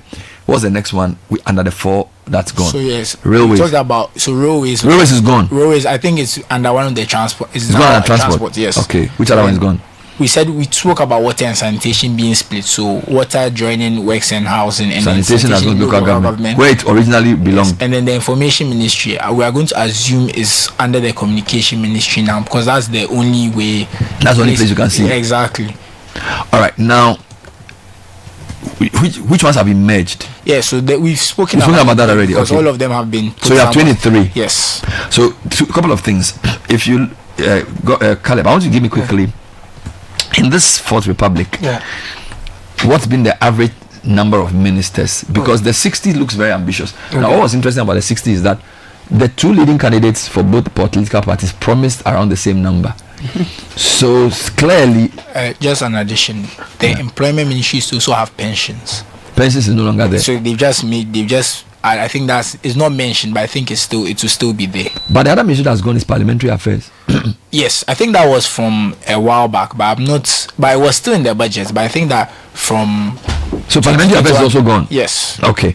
So what I wanted to do was the thinking around the people doing the politics of 2024 suggested that we could work with 60 ministers, which is a marked reduction from what we had in the Fourth Republic, because prior to the Fourth Republic, ministers were not that many. It looks to me as if our ministers increased with the coming into force of the Fourth Republic. Can you go through this? That's true. In fact, let's start from the First Republic, Bernard. Okay. Kwame Nkrumah had 41 ministers. Okay. Kofi Abrefa-Buzia had 49. Hilal Liman had 54. Look at that. 41 to 49. Increase of 54. 54. Hilal Liman is Third Republic. Yeah. And then J.J. Rawlings, NDC, had 82. My God. And then, almost double. Yes. J.A. Kufuor had 93. Lord have mercy. And 93. Yes. And then J.E.A. Mills brought it down to 75. Oh, wow. So even prior to the Mahama, Mills had reduced the ministers from 90 to 75. But Mahama increased it. From 75 to what? 84. Which was still less than Kufuor's 93. Then how did Mahama's 84 compare to Rawlings' first one? Rawlings was 82. So Mahama beat him to 2. 82, 85. Yes. 84. 84. Yes, and then please. Mills 75. Yes, please. Kufuor 93. That's right. And then Mahama 85. So after Mahama, we had Akufo-Addo. 1, 2, 3. My God. This is Akufo-Addo's first term. Yeah. 123. Yeah. Wow. Yeah. 1, 2, 3. And Mahama's going to 60. It's coming down to 60. He's basically saying he can run the country with half of Nanado's ministers. Precisely. Go for it. 60 from 123. Okay, before Godfrey comes in, which of the ministries made Akufo-Addo's ministry so many? Because Mahama had 85, right, in 2016, and Akufo-Addo had 123. Which are some of the new ones that came to make it 123? So previously we've had the Ministry of Parliamentary Affairs, and then in Akufo-Addo 1 we had Special Development. We have Ministry of Business Development. We had Aviation Planning, Ministry of Aviation, Ministry of Planning, Ministry of Inner City and Zongo Development. There was Ministry of Monitoring and Evaluation. So these were some of the extras. Yes, with all probably have deputies as well. So there are 6, and then there was also a senior minister. Yes, there was a senior minister. That makes it 7 ministries prior to basically compared to the Mahama era. And then there were also like certain ministries with what do you call it? Minister of State at the presidency, aligned to some ministries and all that. Wow. Yeah. So the Akufo-Addo in the second term did not. So in the second term, he took away monitoring and evaluation. Planning. He took away planning. Yes. He took away business development, also special development. I think he kept the special development also went. Yes. Aviation also went. Planning, inner city and zongo development. All went. Monitoring and the senior minister, I believe, they didn't come back as well. Was changed to presidential advisor. Which means that in the second term he didn't have 123. He probably had fewer. We need to make that calculation. All right. Now, and Muhammad says he's going to do 60. He's reduced 30 to 23. So this 23, if he gives a minute, if he has a deputy for each, to be 46. If you add his 16 regional ministers, you have 62. Will that be okay, or you should stick to the 60 literally? Stick with the 60. I think regional ministers don't require deputies. Yeah. Some of the ministries also should not. Really? Can we go through the list? Because finance needs a deputy. Minister of Finance needs a deputy. Obviously, health does not need a deputy. Right. Why not? Health does not need a deputy. Health doesn't need a deputy? No. Why not? Okay, you keep going on. So let me take it one by one. I mention you tell me. So sports and recreation. Interior needs a deputy. Interior needs a deputy. Yeah. Defense needs a deputy. Defense. Education is massive. Needs a deputy. Yes. Energy and green transition. No. Why not? No. That's huge. Yeah. Don't forget there's energy. There's petroleum and there's power. It is energy. Serious? It is energy. That's in the deputy. It is energy. Okay, what about roads and highways? Roads and highways doesn't need a deputy. Transport doesn't need a deputy. Sports and recreation does not need a deputy. Attorney General does not need a deputy. Really? Why not? What does the deputy attorney general do? He goes to court. Exactly. Okay. State attorneys can go to court. Okay, they go. Lands and natural resources. Lands and natural resources does not need a deputy. Are you sure? Even with Galamsey and everything? I'll get there. Local government, chieftaincy and religious affairs. I was even thinking the chieftaincy and religious affairs should be under a state agency, not a full ministry. So the chiefs will not be happy with you. Yeah, I know. It's part and it's in our NDPC. I'm just expressing a personal opinion, because if I look at the NDPC document and what it outlines for chieftaincy, religious affairs, or traditional affairs as it used to be, a lot of it is local government, a lot of it is environment, and a lot of it is under the tourism side. So I don't. You have an overlap and a duplication of roles in my estimation. But fair enough. But now the local government, chieftaincy, and religious affairs is one ministry. At least will you give them a deputy? No. With all this, you have all these MMDCs reporting regional. Oh, you too wicked too much. No, because so you even give local government one deputy? No, because again, like I'm saying, a lot of the work that, for instance, the religious affairs and chieftaincy need can be done at just implementation agency level. It does not require a deputy minister to oversee. Okay, foreign affairs. Foreign affairs does not require a deputy. Communication, digital technology, and innovation. Let me see it again. Communication, digital technology, and innovation. No deputy. Environment, science, and technology. No deputy. Youth development and empowerment. No deputy. Works, water resources, and housing. Deputy. Why? Water resources is massive. Water resources by itself. It requires. It's massive, particularly with the situation we find ourselves in Galamsey, where our water bodies have been polluted from here to everywhere. So why isn't water resources under environment and it's under exactly? It's under a conversation works. We could have. Because water resources is now environment. Environment. It's purely environment. Yes. Charlie, that thing is wild though. Gender, children, and social protection. Doesn't need a deputy for tourism, culture, and creative arts. Doesn't need a deputy. Labor, jobs, and employment. They don't do too much. Labor, jobs, and employment. They don't need a deputy. Food and agriculture. Deputy. They need a deputy. Why? Yes. What's the percentage of people employed in agri in this country? Okay. Okay.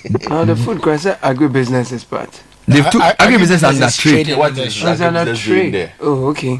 So because agribusiness is business. So Anthony Morrissey went to lobby. I know Anthony. Farmer Morrissey has something to do with this creation of agribusiness. Fisheries and aquaculture. Okay.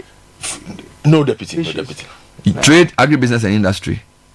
No deputy. No deputy. Ruthless. So how many? So you have four. So finance has a deputy. Yeah. Agric has a deputy. And water resources works has a deputy. Education has a deputy. Then everybody else has to have a deputy. Who is the deputy minister of defense who is the deputy U.S. secretary of defense? U.S. secretary of defense deputy. I don't know him. Who is the deputy home secretary? I'm not in Britain, so I wouldn't know. I'm just asking you. It's not somebody that is newsworthy. What is the size of this country and this government? What is the size of those countries? You can say it's a matter of needs, but Akufo-Addo told us that he needed a lot of people to work and gave us, and we didn't do anything with the people he had. So, if you're in your view, if a bigger country, but isn't it because the organization is different? So, like the organization of the British Civil Service. So, for example, this morning, all right, Godfred. Yes, please. This morning, you have a letter that board should be dissolved. Yes. All right. So basically, it's a clean out. Yes. Chief directors are running the place, but you know that the way our system works, the political head determines everything.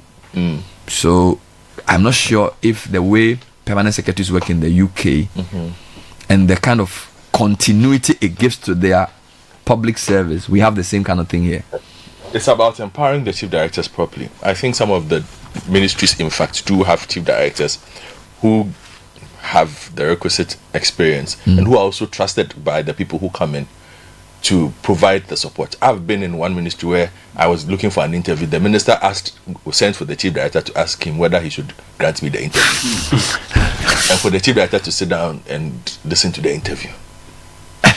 What was wrong with that? Like, yeah, but the chief director has more experience. So he asked the chief director that he should do the interview. Yeah, because the chief director has been there for longer. But that was so you think the chief directors, if they are empowered, we don't need deputy ministers? No, for some of them. You see, we must let the institutions work. Otherwise, why is the chief director? What does the chief director actually do? He provides permanence, and that permanence means he goes. Hopefully, he's worked there beyond administrations. Yes. So he knows the long-term vision. Yes. He understands some of the problems. Yes. And he sort of he's a skilled hand. Yes. Or she's a skilled hand. So a deputy minister is not necessary. Not really. What about unless travel? you are looking to fill gaps? But, okay, let me before we go, in Ghana we invite ministers for a lot of programs. If we are going to have ministries without deputies, adding numbers so that no. We have to look. Let's be honest. There are lots of events that require a policy head to come and give a speech of some kind. Yeah. So, like Ministry of Gender is launching something on girls under 18, something sanitation. They want the minister to come. Maybe the minister has traveled to COP20 something, and the deputy comes for the program. Unless you're telling me that we, the people, will also stop using our ministers to do speeches. Yes, we should. Because a lot of these deputy ministers only end up reading speeches. But we should. Let's bring you to social media trends. Send us your thoughts. Mahama has reduced the ministries from 30 to 23. We want to know what you think. My colleague thinks less than 10 need deputies. Says he can easily make it 60 and even have Jara. Based on the way he's calculating this. Tech and social media trends is next. And Caleb, who's the sponsor? First Bank Ghana and Telecel. First Bank Ghana says if you want to send or receive money from Gambia, Guinea, Liberia, Nigeria, and Sierra Leone, it's very easy. We have the Pan-African Payment and Settlement Systems pass through which we do that. All you need to do is to visit our branch nationwide with your cash and your money is sent. To receive same, you will need an account with us. So call 0596 921 921 to find out more. And Telecel says switch to us, our fixed broadband today and experience incredible bonuses, non-expiry bundles, data transfers across devices and lots more. New customers, you will get 50% bonus data in addition to other mind-blowing offers, and existing customers receive 300% bonus data on every broadband renewal to keep browsing. So subscribe to Telecel fixed broadband for these amazing deals. Dial *900#, visit our Play app store on Telecel Play app or visit Telecel retail outlet www.telecel.com.gh is another place you can get connected. Terms and conditions apply. Telecel, connecting energies. So Susu Graham will tell us what's the main trend. Yeah, so the main trends are all football, and it's the two big matches that happened last night. So we are talking about the Clasico and the Arsenal Manchester United game. So you are seeing 5-2 Arsenal, after 4-0. Barca, Ancelotti, Lamine Yamal, Havertz, El Clasico, Tchouaméni, Bayinde. So many football trends. Mbappe. So it's mostly football trends. Okay. But the only non-football trend that seems to now be kind of moving up in the trends is Takrade. And we all know why. The statue. The statue. So it's moving up in the trend. So it's now becoming people are now picking it up, and it's now becoming a point of discussion. People are sharing their opinions on whether it was wrong, whether it's, everyone is just giving their opinion. So it seems like it's a mixed bag. You don't see a widespread condemnation, which is very surprising. So yeah, so that's the main thing. Those are the main trends right now. But in tech news, we have the Glen 1 trending, if I remember. The Glen 1? Yes, because that's the name of the rocket that, that's the name of the rocket that Jeff Bezos is about to launch. So the founder of Amazon? Yes, so Jeff Bezos has a rocket company, so that is called Blue Origin. And he's had it's called a New Glenn, sorry, not Glen 1, New Glenn. So it's named after the first American, John Glenn, to orbit the Earth. So the rocket's called the New Glenn, and they're about to launch it. So the launch is going to be in the next 15 minutes. And he's launching this rocket to do what? You see, the whole thing about space, that if you remember the old style shuttles that NASA used to use, they can't reuse them. So once the rocket goes, it's wasted. Yeah. So SpaceX and Blue Origin are trying to make reusable rockets that you can launch, take the thing to space, bring it back down, and keep Use using it again. Because environmental reasons, cost reasons, and that kind of stuff, to make space more viable. So he's now come to launch his rocket to go against SpaceX, and he's even said recently in the news that he's not worried about how close Musk is to President Trump, because he believes that his product will be fine, that they'll choose the best product. So it's not going. So he's now become a competitor to Elon Musk, and this has been happening for years. I don't know if you remember, a few years ago, Jeff Bezos even went to space. So it's been a thing between him and Elon Musk. There's a kind of small rivalry there over the space issue. They trade balls. Did Bezos support Trump? Yes, I believe so. He actually asked the Washington Post, the newspaper he owned, not to endorse Kamala Harris, if I remember correctly. So he has also shown his support for Trump. Elon Musk, as they say in Ghana, removed his face earlier. Oh, he is. Yeah, okay. Apparently he's at Mar-a-Lago every weekend. They're enjoying life. They're becoming best friends. So if this works, what will it mean for us? Do we know? I mean, it just widens the space race, kind of. There's a new space race. This is now between private companies. But why doesn't Bezos also launch his version of the internet service that what do you call it,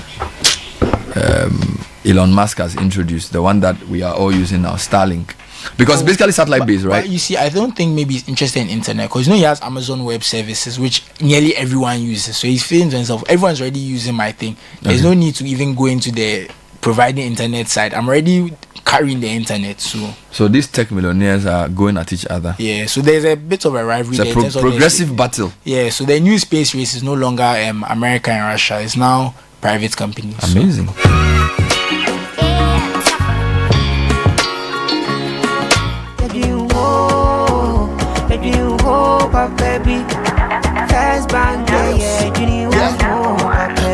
You're looking for a bank to rely on.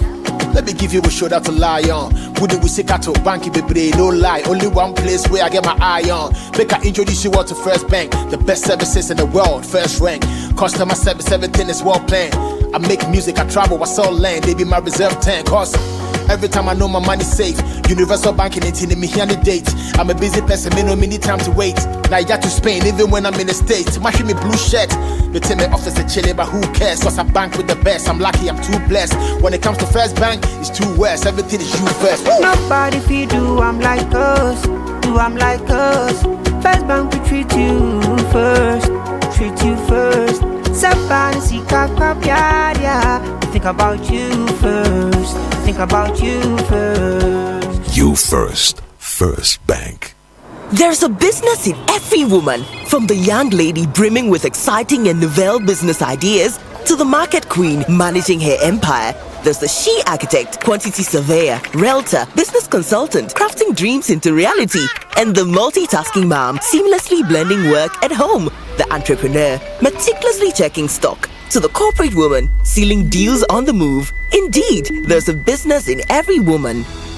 In Introducing Telecel Women in Business, our initiative to empower women-led and women-owned enterprises. Benefit from tailored activities, networking, business and technical support, free webinars, trainings, and more. To join this initiative, be a female-led business and a Telecel business customer. Visit telecel.com.gh/business to register now. Telecel, connecting energies.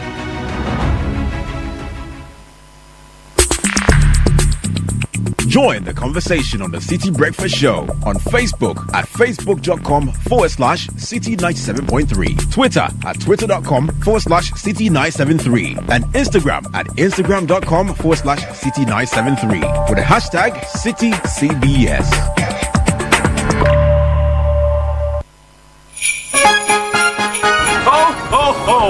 Now you know how I get to you with Super Joy. Super XP, that's what fuels my rounds. I get value for money, enjoy smooth rides, and it takes me further. I wish you safe drives and a Super XP Christmas. Ho, ho, ho! Here we go! Celebrate with Go Super XP and enjoy our excellent range of Go products in the festive season. Goil Good Energy. Show ya dear. Energy. Channel 1 TV is live on DSTV, GoTV, and HD+. On DSTV, find us on Channel 363.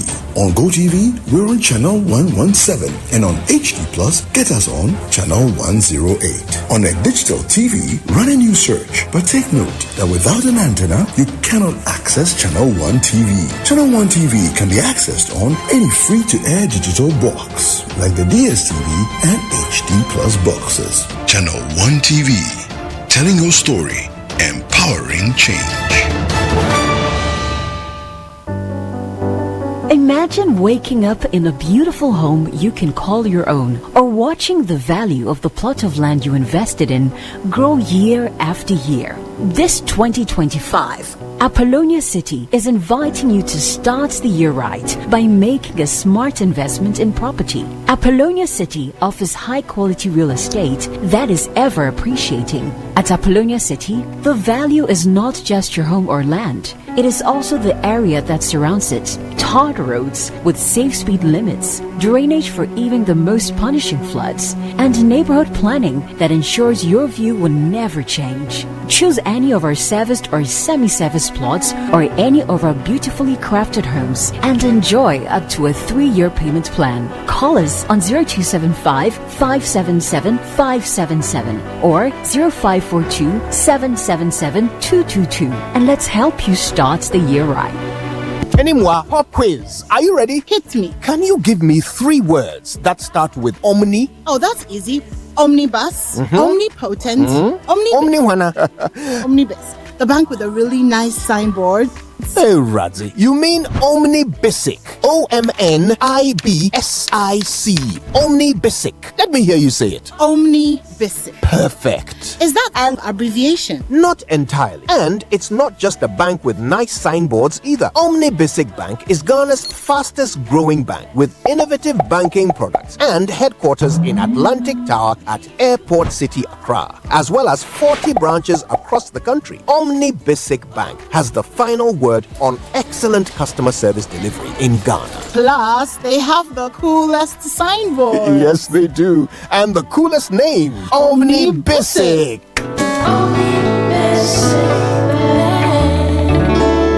At your service. Join the conversation on the Citi Breakfast Show on Facebook at facebook.com/Citi97.3, Twitter at twitter.com/Citi973, and Instagram at instagram.com/Citi973 with the hashtag CitiCBS.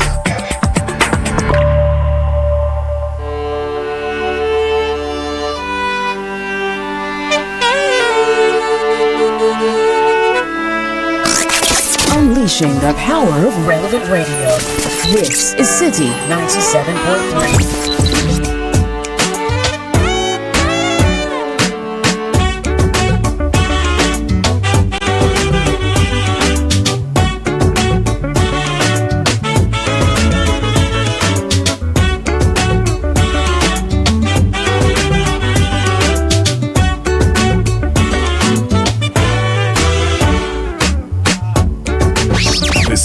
Breakfast Show.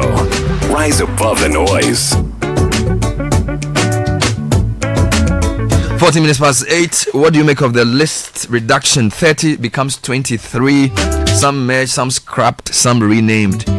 Can the new president run a country efficiently and effectively with 60 ministers? We're trying to help with that design on the show this morning. We're bringing you some new highlights on that shortly. But if you want to get a loan at a good rate, then the Affinity app is here to make you get access to that. No monthly fees, no transaction fees, indeed zero fees. Banking where you don't have to keep an eye on those extra charges. And Affinity is for normal people with big plans, small businesses, side hustles, and the drive to make things happen. So dial *229#, get the app to check out affinityghana.com. With Affinity, you're not just banking, you're in.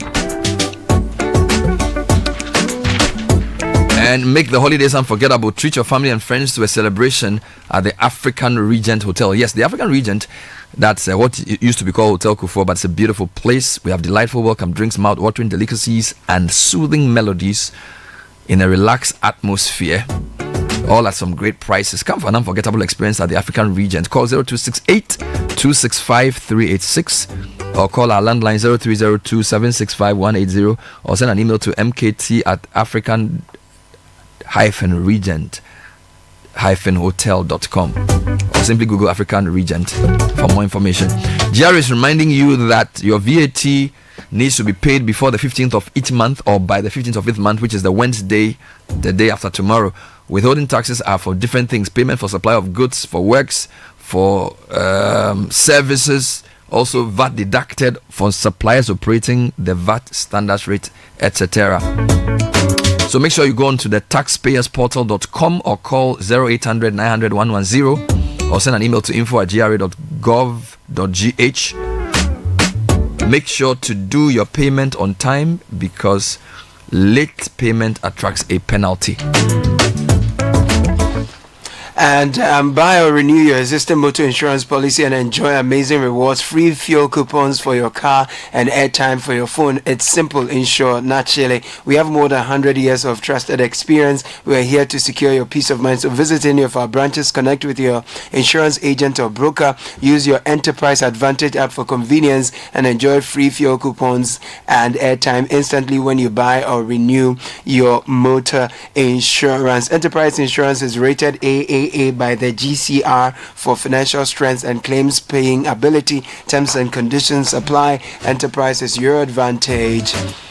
There is litigation-free land available at Royal Kingdom Estate. They also specialize in land acquisition, construction, design, property management, and more. They have properties in Accra and Ebri with land starting at 90,000 Ghana cedis. Flexible payment plans are available. We have homes ranging from 2 bedrooms and premium furnished apartments for short rentals in East Airport. So visit us. We are at Cantonment opposite Soul Clinic International, number 055-755-5909 0272778880. Email info@Royal Kingdom Estate. Royal Kingdom Estate, building communities, nurturing dreams.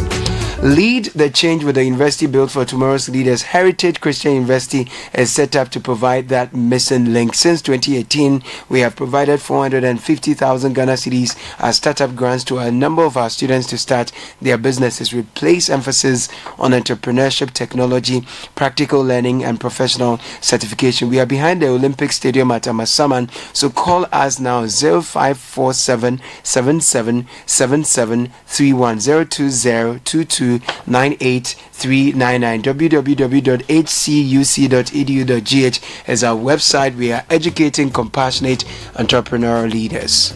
2 points of information. So I asked Susu about whether Jeff Bezos was interested in launching an internet service. Apparently he has done that already. Yes, they said they are going to start commercial operations early this year. So but they've put their satellites in space and it's called Project Kuiper. So I believe that's a astronomer or something like that. You know what I like? A lot of these big business owners who are cash rich are channeling their excess money into new areas. So Jeff Bezos, we know SpaceX, then he went into the electric cars. Now Of course, he's done Starlink as well. Jeff Bezos, Amazon started as an online shop, but it's now like a behemoth of data, massive servers where huge amounts of information are stored. He's also entering there. Google as well, with all the resources they have, I think they can provide a wonderful internet service. As could Microsoft, because again, 30 years ago, the biggest companies in the world were either extractive companies like Mobil or like Shell. Yeah, and then some BMW and that kind of thing. Today, the biggest companies in the world are all in the data space, or they're basically based on the network. So you have Amazon, you have Microsoft, you have, what's the name of the other one? Nvidia, you have Google, Alphabet is the name of the company, Facebook as well. Meta. Even you could even stretch it to Alibaba. All right. So basically, the world is changing, and you also said something nicely. The space war is no longer US versus Russia. It's now private people. My thing is that in Africa we need to invest more in that space. Internet costs are still too high, and you see, for me, there are two bottlenecks to development: electricity and data. So if you want a nation to unleash its potential, you must give them power. All right. So that if you don't have electricity, which is why Ghana has done pretty well, because we have power in about 80% of our community. Most African countries, their electricity penetration is below 70%. Yeah. So for us, we even have a base, because you don't have internet when there's no electric power, right? And so we have power. Of course, it's quite expensive. It's not available always. It's not affordable as well. So I think the the NDC government needs to find a way to make power available, accessible, and affordable. That's John Jinapo's mandate. Now, when he does that, whoever becomes minister of that new ministry, what's it called again? Communication, digital technology, and innovation. Whatever you think about the vice president, digitization and digitalization are critical. All right. I think our digital governance is very poor in Africa. And if you don't look, if the regulatory environment is not strong enough, you're not going to have investment and innovation in the space. So if you're going to encourage wealthy people to put money in something, you need to find a way of letting them know that their investment is secure, and there's some continuity, and there's some government intention to allow them to thrive. All right, I'm not changing the topic. I'm just saying. So we need our own Strives. Strive Masiyiwa is one of the 20 richest men on the continent. I was looking at a list of 20 of the richest men on the continent. Most of them are still in extractives. Okay, and you see, you can tell where a continent is by where its wealthy people make their money from. Okay, so in the US now, they are mostly techies. It's very old money that's in extractives. But in Africa, there are still Dangote, some Egyptian guy, some Moroccan guy, and then a few in telcos. They are not really, they are in commodities. Right? So our state of development is not leading anything. But if you go to China, they do have some techies as well. All right. Is it Jack Ma? Some techies? A lot of techies. So what I'm trying to say is that if your primary money is from gold, manganese, and those things. The TikTok owner is the richest man in China. So really? Yeah. So the point is that those who are even making money in the extractives, they should reinvest it into technology, because that's how you buy the future. All right. I digress, but let's come back to this point. So yes, just a quick one. Yes, it's a digression also. Go ahead. Yesterday was Mr. Matthew Aidan's birthday. Who is Mr. Matthew Aidan? He is the administrator at 97.3 Citi FM. You mean Hillary? He is the administrative. You mean Hillary? Administrative manager. Thank you. Yeah. So he's been with us for decades. Forever. A real a solid. What's the name to use? A dependable, mature mind. Yeah, man. I just met him 2 minutes ago. He didn't give me any indication. Mr. Ida. Unassuming. He was carrying his bag and his newspaper. What we are going to read his newspaper. What we are not sure of is his age. We don't need to know. Because Samen said the first time he said he knew Mr. Aidan many years ago when Mr. Aidan was working at MDPI. Hey. You don't know what MDPI is? I don't know either. Oh, you do, but he doesn't. You don't know MDPI? How am I being targeted? Management and Productivity Development Institute. It used to be. It used to be near the water. Yeah, I've seen it. MDPI. Wow. That's where they used to train our civil servants. Oh. So it's funny. Gimpa and MDPI were neighbors. Gimpa has become a big university. MDPI is still MDPI. All right. So a couple of points. Two points of information before I read your text messages. The Ministry of Tourism has a very slight name change. Yeah. So under NPP it's called Tourism, Arts and Culture. Yeah. All right. NDC is now Tourism, Culture and Creative Arts. 6 of one, half a dozen of the other. Now the other question. Prime Minister. They don't. They didn't need a deputy. No. Do you have an issue with deputy ministers? The way you are saying that we shouldn't have them. No. Because really the chief directors do most of the work, and the deputy ministers, honestly, it's not even just that. You see, we must encourage the people who take up these jobs to work. And reading speeches is not part. Yes, we must encourage them to work. And I'm simply saying that we've seen much larger bureaucracies run by individuals with no deputies, but run with the functionaries of the agencies that exist under them. Okay, so most of the ones I see here, you don't need a deputy. Even if I want to be really, really tight, Bernard, Interior does not need a deputy. Defense does not need a deputy. If I want to be really, really tight, I would make concession on your energy bit and green transition. Yeah. If I were to be open-minded about this, because really, why would defense need a minister? Okay, so let's go at it this way. What is the function of a minister? So luckily, the Civil Service Act, all right, it's actually a PNDC law. Civil Service Act, PNDC law 327 Act, PNDC law 327 1993 established a civil service. So you notice that when the president issued the EI, yes, it was some sort of amendment of portions of the Civil Service Act. Yes. Wonderful. Now I'm going to read the relevant portion as to what the minister's work is, and then we'll see whether they need a deputy. So basically, there shall be established in each ministry as far as may be applicable a General Administration and Finance Division, a Planning, Budget, Coordination, Monitoring and Evaluation Division, Training and Human Resource Development Division, Research. So these are the divisions of the ministry. Section 13, Functions of Ministries. This is where my emphasis is. A ministry shall A, initiate and formulate policies taking into account the needs and aspirations of the people. B, undertake development planning in consultation with the National Development Planning Commission. C, coordinate, monitor and evaluate the efficiency and effectiveness of the sector. So there's policy initiation, policy formulation, and then there's monitoring and evaluation. Do they talk of implementation? I don't think. I think that's coordination. So implementation may be by the agency. Yeah. So let's make it easy. So if you have, for example, the Ministry of Lands and Natural Resources, the Lands Commission implements land policy. The Minerals Commission implements mining policy. So the ministry is not supposed to be that big. But what the ministry would do is to, for example, what's the policy on forest reserves? All right. What the policy on gold or galamsey? But the word they use there is coordinate. So basically, they make sure the Lands Commission and the Minerals Commission are not at loggerheads, and that the Lands Commission doesn't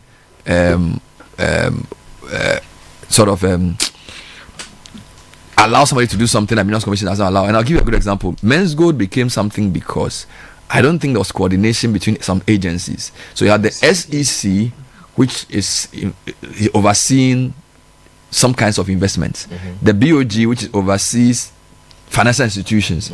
And then you had the Minerals Commission, which deals with trading of gold and other things. So this company found some lacuna in the work of the three. Now, in this case, these agencies don't belong to the same ministry. Lands Commission, Minerals Commission is under Ministry of Mines and Lands or whatever. The SEC technically is under Finance. BOG is not really under any ministry. So they found a lacuna. So if they say you are coordinating, you are basically whipping everyone in line. Because just like a value, a human being can have conflicting values. Right? Let me give you an example. You can have value of loyalty. You can have value of honesty. Okay. Right. A day may come where your loyalty may test your honesty. So you also have ranking of values. In the same way, ministry can have priorities, but some priorities can clash. So what the ministry is supposed to do is to say, okay, even though these two things are both things we want to achieve, if you look at where we are, let's do this one. That's what I believe coordination means. And then monitoring to make sure that you're actually doing what you say you do, and evaluate and say, look, we actually don't need this. Okay. Now, the question is, can one man do this? Or do you need a deputy to do it with them? Because don't forget, the functions are listed. The ministry is headed by a minister, who is the political head of the agency, but there's also an administrative head who is the chief director. Now, I think the point around initiating and formulating policy is where the minister comes in. Okay. Because a chief director can be regime agnostic. Yes. Okay. Now, if they're supposed to be actually good. So, do you need more than one person to initiate and formulate policy? Coordinate. Because he's working with NDPC to do development planning. NDPC already has a plan that's supposed to coordinate with, and they're also doing coordination with other ministries and monitoring and evaluating. Which all have people. You see, it's about again. But don't CEOs of companies need deputy CEOs. You see, but I'm telling you that it's about letting people work. 2, trusting people. So, for instance, let's take local government. I said no deputy minister for local government, which I struggle with. So, doesn't he have 16 deputies? Where are they 16 deputies? Regional ministers. Why are you calling them deputies? They are ministers. They are not deputies. They report to him. But who do they report to? The president. Directly? Yes. The regional minister reports to the president directly? Yes. He doesn't report to the local government minister. Why should he not? Why should he? The only thing is that he's not a cabinet minister, but he's a regional minister. He's the president's representative in the region. Where the regional minister, where does he collect his money from? So the coordinating councils. Yes. Where do their money come from? So they have a relationship with the local government ministry. I'm not sure if the local government minister is their boss necessarily. Where does the money come from? From government. It comes from the main How fund. important is DACF? Extremely important. Where is it under? Local government. No, it's under this administrator. It's under the administrator. It also has a link with local government, doesn't it? But it also has a link with finance. No, but I'm saying is the title of the office is District Assembly Common Fund. Common Fund. And it goes to the district, doesn't go to the region. Yes, but where are the districts? So then, 2 things. Are you saying we should scrap regional ministers? No, I am simply saying that you say we need a deputy local government minister. Because they've added chieftaincy and they've added sanitation. Yes, but I am saying, here's the point I'm trying to make to you, that all those roles that you're talking about can be taken up by a regional minister. Depending on his capacity as a person. So appoint proper people then. But you have to find them from parliament. And the qualification for being an MP is not the same qualification for being a good leader. I don't think a lot of the regional ministers came from parliament. They don't have to. They don't have to. Yes. It's because it's cabinet ministers that have to come from let me parliament. Let me give you sports and recreation. It doesn't need a deputy. What the NSA that is there? What do they do? So that's the implementing agency. Yes, the National Sports Authority. What does it do? They implement policy of sports. Exactly. So the NSA boss. Is basically the arm of the minister in everything else, because now there's no use. It's sports and recreation. Everything sports and recreation in this country falls under a law. The law is the law that establishes the NSA. So if somebody wants a position, they should be made NSA boss. Is there a government appointee? Yes. So the deputy minister role, you think is superfluous if there's a functional NSA? But there are career bureaucrats within the NSA, people who have worked there all day. So like can you put a political head on top of the NSA? I think it is. Is that an administrative job or a political job? It is both. But it's an implementing agency? Yes, it's an implementing agency. The mistake we've made the past 8 years is we've put the wrong people there all the time. So let me get you straight. Local government has 16 regional ministers, in your view, de facto. Yes. Not the jury, de facto reporting to the minister of local government. It doesn't need a deputy. It doesn't need a deputy, I don't think so. Okay, so why does education need a deputy? I didn't give education. You said education is big. You said yes, okay. Why does education? You said education and Greek need deputies. Because 1, education needs a deputy because of the various tiers, which require different skills. 2, I would take a deputy under the circumstances we find ourselves in, because education is going through a critical transition. So it requires a deputy? No, it requires a lot of extra work and attention. The same argument can be made for many ministries. No, you can't. You see, for basic, for secondary, and then for tertiary, vocational. Okay, you can, and I'm saying it would be a fair point to say that they don't need a deputy. You can make that argument. I won't fight with you, but I'm just stretching your argument to its limits. But I'm saying that based on the critical nature of where we find ourselves in education, I will not be opposed to a deputy for education. All right, so let's put it this way. I've got some very interesting aspect of this from a friend who has worked in government for a few years. He says, so if you want to understand the way a ministry works, the chief executive of the ministry is not the minister. The chief director. The chief executive of the ministry is the chief director of the ministry. The minister is like the board chairman, because you use the word policy initiation, which for business is strategy. Yes. Policy coordination, which is governance and oversight, evaluation and monitoring. So essentially, for a company, the CEO runs the company on a day-to-day. He's also on the board.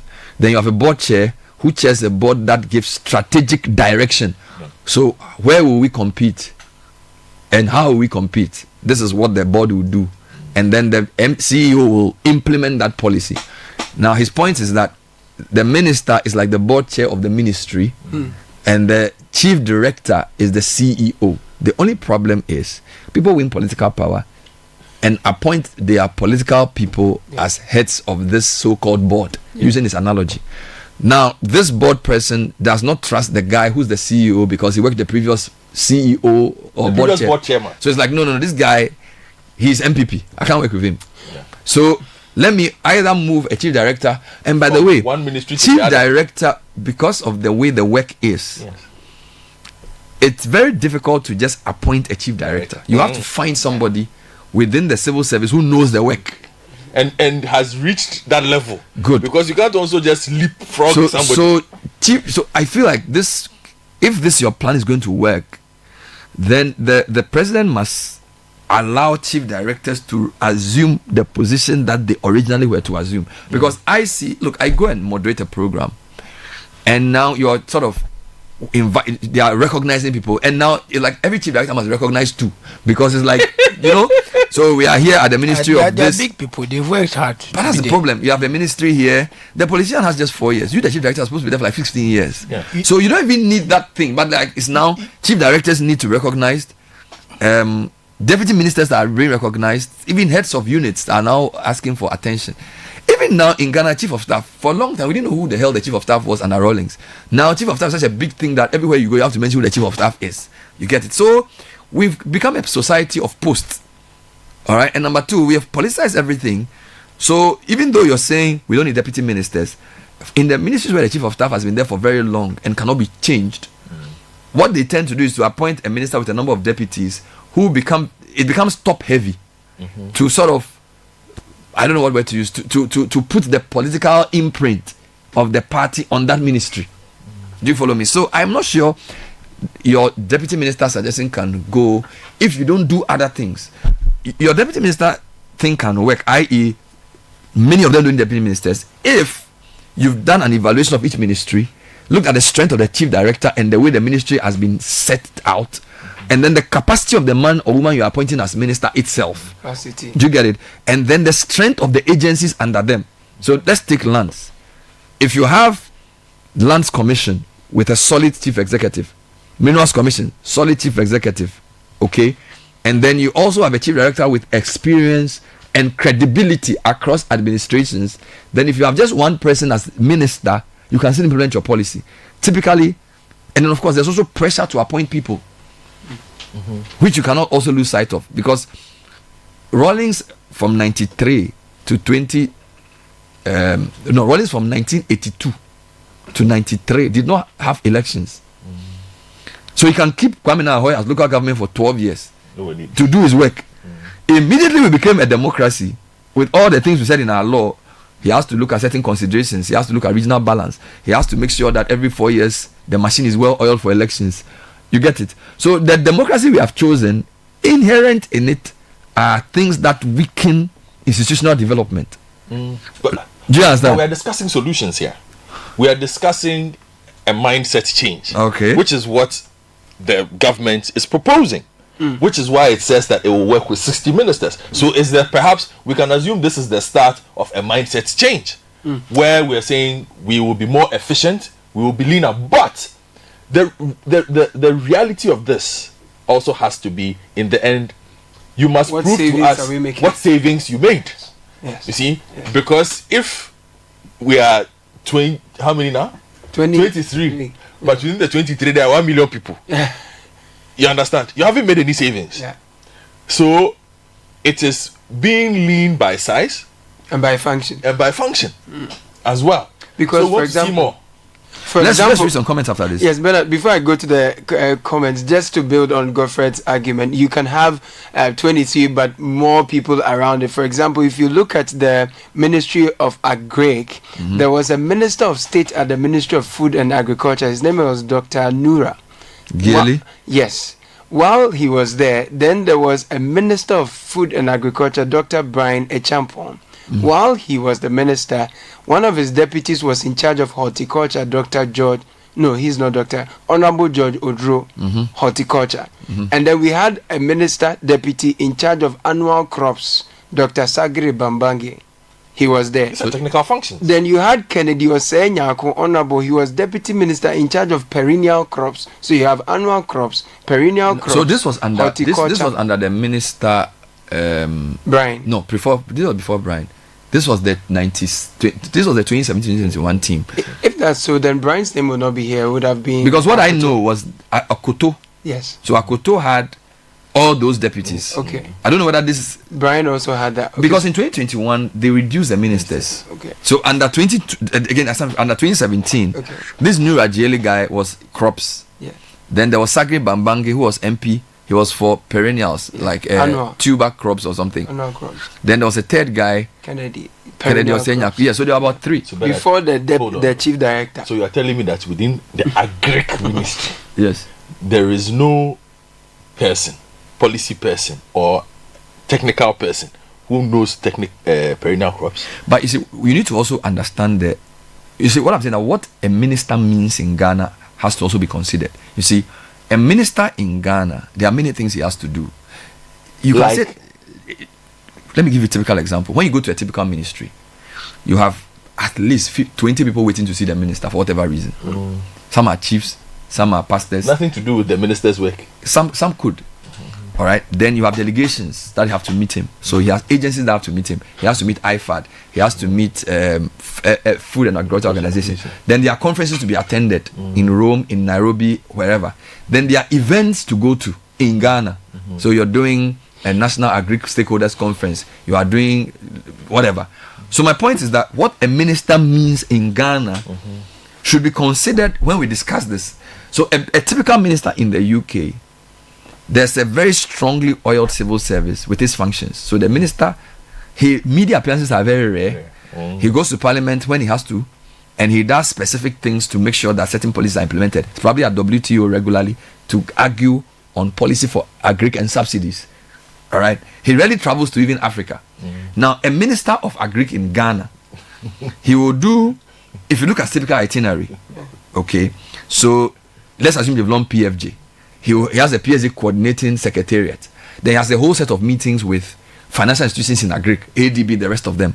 Then there are these international agencies, Food and Agriculture Organization, and all these people who have regular engagements with him. There's already a World Bank program on agric that he has to also implement. Then he has to attend all these conferences, whether in Rome or New York or Paris. Some are even unnecessary, but he has to go because people want to travel. Then there are all kinds of meetings he has to attend. He has to go to weekend funerals at whatever.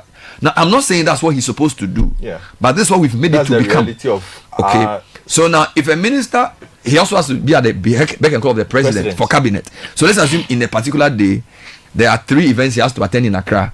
One is organized by the World Bank. One is organized by maybe peasant farmers, and then there's travel to Rome for some FAO conference. And it's most likely a parliamentarian too. You get it? So how is he going to combine all of these things as minister? You see why? So we've reduced the work of minister to PR appearances and media appearances and all these other communication kind of functions, that the real policy initiation, because policy initiation in my view is actually thinking. You understand? Because when you read the civil service thing, it said what? A ministry's job is to initiate policy. Yeah, that was one of the first ones. That was the first one. It was I will tell you a story. Initiate and formulate, taking into account the needs and aspirations of the people. That was the first point A. In my view, that's a lot of. But to be fair, that work includes stakeholder engagement. Because if you want to formulate a policy, say for the rice industry, the needs and aspirations, you need to meet people, and sometimes you can't division yourself into twice. If you had a very strong chief director and a bureaucracy that our bad politics has not discredited with politicization, they are competent to do that work for you. So yeah, I was going to agree with that. I don't see why, like you said, stakeholder engagement is important, but why does the minister himself need to be there? If you have issues, there should be a department in the ministry that you can go to and say, these are issues, this is what we have. This should be part of monitoring and evaluation. Actually, people want to feel and hear their minister. But you see, it has to be part of monitoring and evaluation. What's the point of monitoring and evaluation if you are not getting feedback from the people you are giving the policies to? The department is there, so you don't even need people to have to come to the minister and say, "Oh, this year we didn't get enough fertilizer." The monitoring and evaluation should be able to get that out. So I get why we are saying that, oh, the minister needs to be around, but if the ministry worked, he wouldn't have to do half the work he does all of the time. Yeah. And you see, I have an alternative view of the board chair description of a minister. You know, somebody said a minister is a board chair. Somebody else has a different. And the chief director is now somebody says the minister is the chief spending officer. Yeah. So the description as board chair is not entirely correct, because in his view the chief director is like the general manager and not the chief executive. That is also interesting. All right, now let's read a few reactions to this. I have some here. To make sense of agribusiness at the Ministry of Trade, look at our import and export data.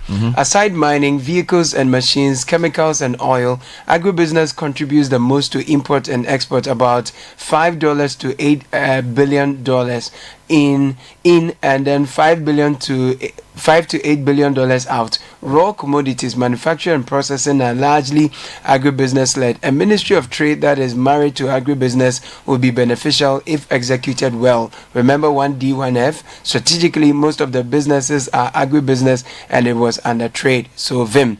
Now, energy has too many specialized institutions with consummate professionals and does not need a deputy. Let's assume all the CEOs of the energy agencies are the deputies. That's all. Local government has regional ministers who can oversee the MMDCEs and report to the minister. The agency CEOs can also serve as shadow deputies. The chief directors actually do all the work. So Nima Te Commodore from Bawe says, good morning Bernard and team. I believe ministries with MPs as their minister need a deputy so they can have time for parliamentary business. Aloski, in fact, Veep Nana Jane Opokwajiman is the de facto Minister of Education and the substantive minister is the Deputy Minister. K from Accra Sender through. Chieftaincy should be under local government. We should scrap regional ministers and zone the country into 4 or 5 and give them zonal coordinators. We hope Mahama doesn't have 1,000 staffers at the presidency. What exactly do staffers do though? We don't need special aids, you add. Hashtag CTCB has been at. In comparing the various regimes and the number of ministries they had, don't forget to add 6 regions created under the immediate past government. Jimmy Jack from Dansuman. Good morning, CBS team. Chief directors are supposed to be skilled hands, yes, but what we find in recent administrations are political appointments as chief directors who act more like ministers because all they do is to make decisions to favor the sitting government. I totally agree with Godfrey. This is Fred from Pillar 2. Good morning, Bernard and team. The problem is that most of the chief directors are appointed by the politicians. It then becomes difficult to trust them. Some also by their actions do not make it possible to keep them when there is a change of government. Ideally, they are best placed to play the role of deputy ministers in addition to their other roles. We need to have alternative ways of appointing chief directors. This way, we can even have about 50 ministers equal. I'm told that chief directors are not actually appointed. They go through a process and they are confirmed as chief directors, and so you have to rise through the ranks. Yeah, I tell you must come to the ranks, but it's also true that once the politicians set in, they pick and choose who they want as chief directors. But you must go through the ranks. But it's very difficult. Can they not appoint a university professor as a chief director for example, because I thought. But the university director must come from the system. So you are going to talk about Agridako. Yes, Agridako was a university professor. Yes. Who was brought in to be chief director at the Ministry of Parliamentary Affairs. Mm-hmm. And then later on, he's now the head of civil service. Yes. So was it that he was given an exemption, or he? Well, that was a completely new ministry. I was about to say Parliamentary Affairs is not like our traditional ministries. Yes, it was a completely new ministry. It was a creation of the first Akufo-Addo government, if I remember correctly. It was a completely new ministry. So political heads don't appoint chief directors? No, they do. Because I have people also on my timeline who are telling me, who work in the system, who say people are leapfrogged all the time for these things. And Bernard, for these roles, there will be political machinations. You need people to be professional and neutral. You've had situations where leaders of some key institutions like Controller, Accountant General goes to run for MP and all those things. If you come and form a new government, are you going to work with somebody who has shown his colors? So it's difficult doing all these things because of how complex let me end with something. Last week I made a proposal here that if Mr. Mahama wants to make a radical imprint on our development, he needs to see the MCE not as the place to put political novices, but use some of the very experienced people he has from previous administrations who may have been ministers. Now, my premise was twofold: that in win an election, you use some of your former ministers to be polling agents, right? You didn't say that, they have a minister. So, in fact, there were former ministers of NDC who were doing polling agent work in Ashanti region. Yeah. Okay. Now, that tells you that you needed a certain level of quality at the granular level. So, I'm using that to say, if you can use that approach to win an election, you should be able to do more than that to run a country. So, first point, get experienced people to be MCEs. My second argument, so it's a continuation of the first argument. I think the chief executive of an institution is as important, if not more important, than the minister. Give you an example. Our problem in Ghana is not a lack of policy. Our problem is a lack of implementation. Okay, so let's give a very easy example of an agency that we think.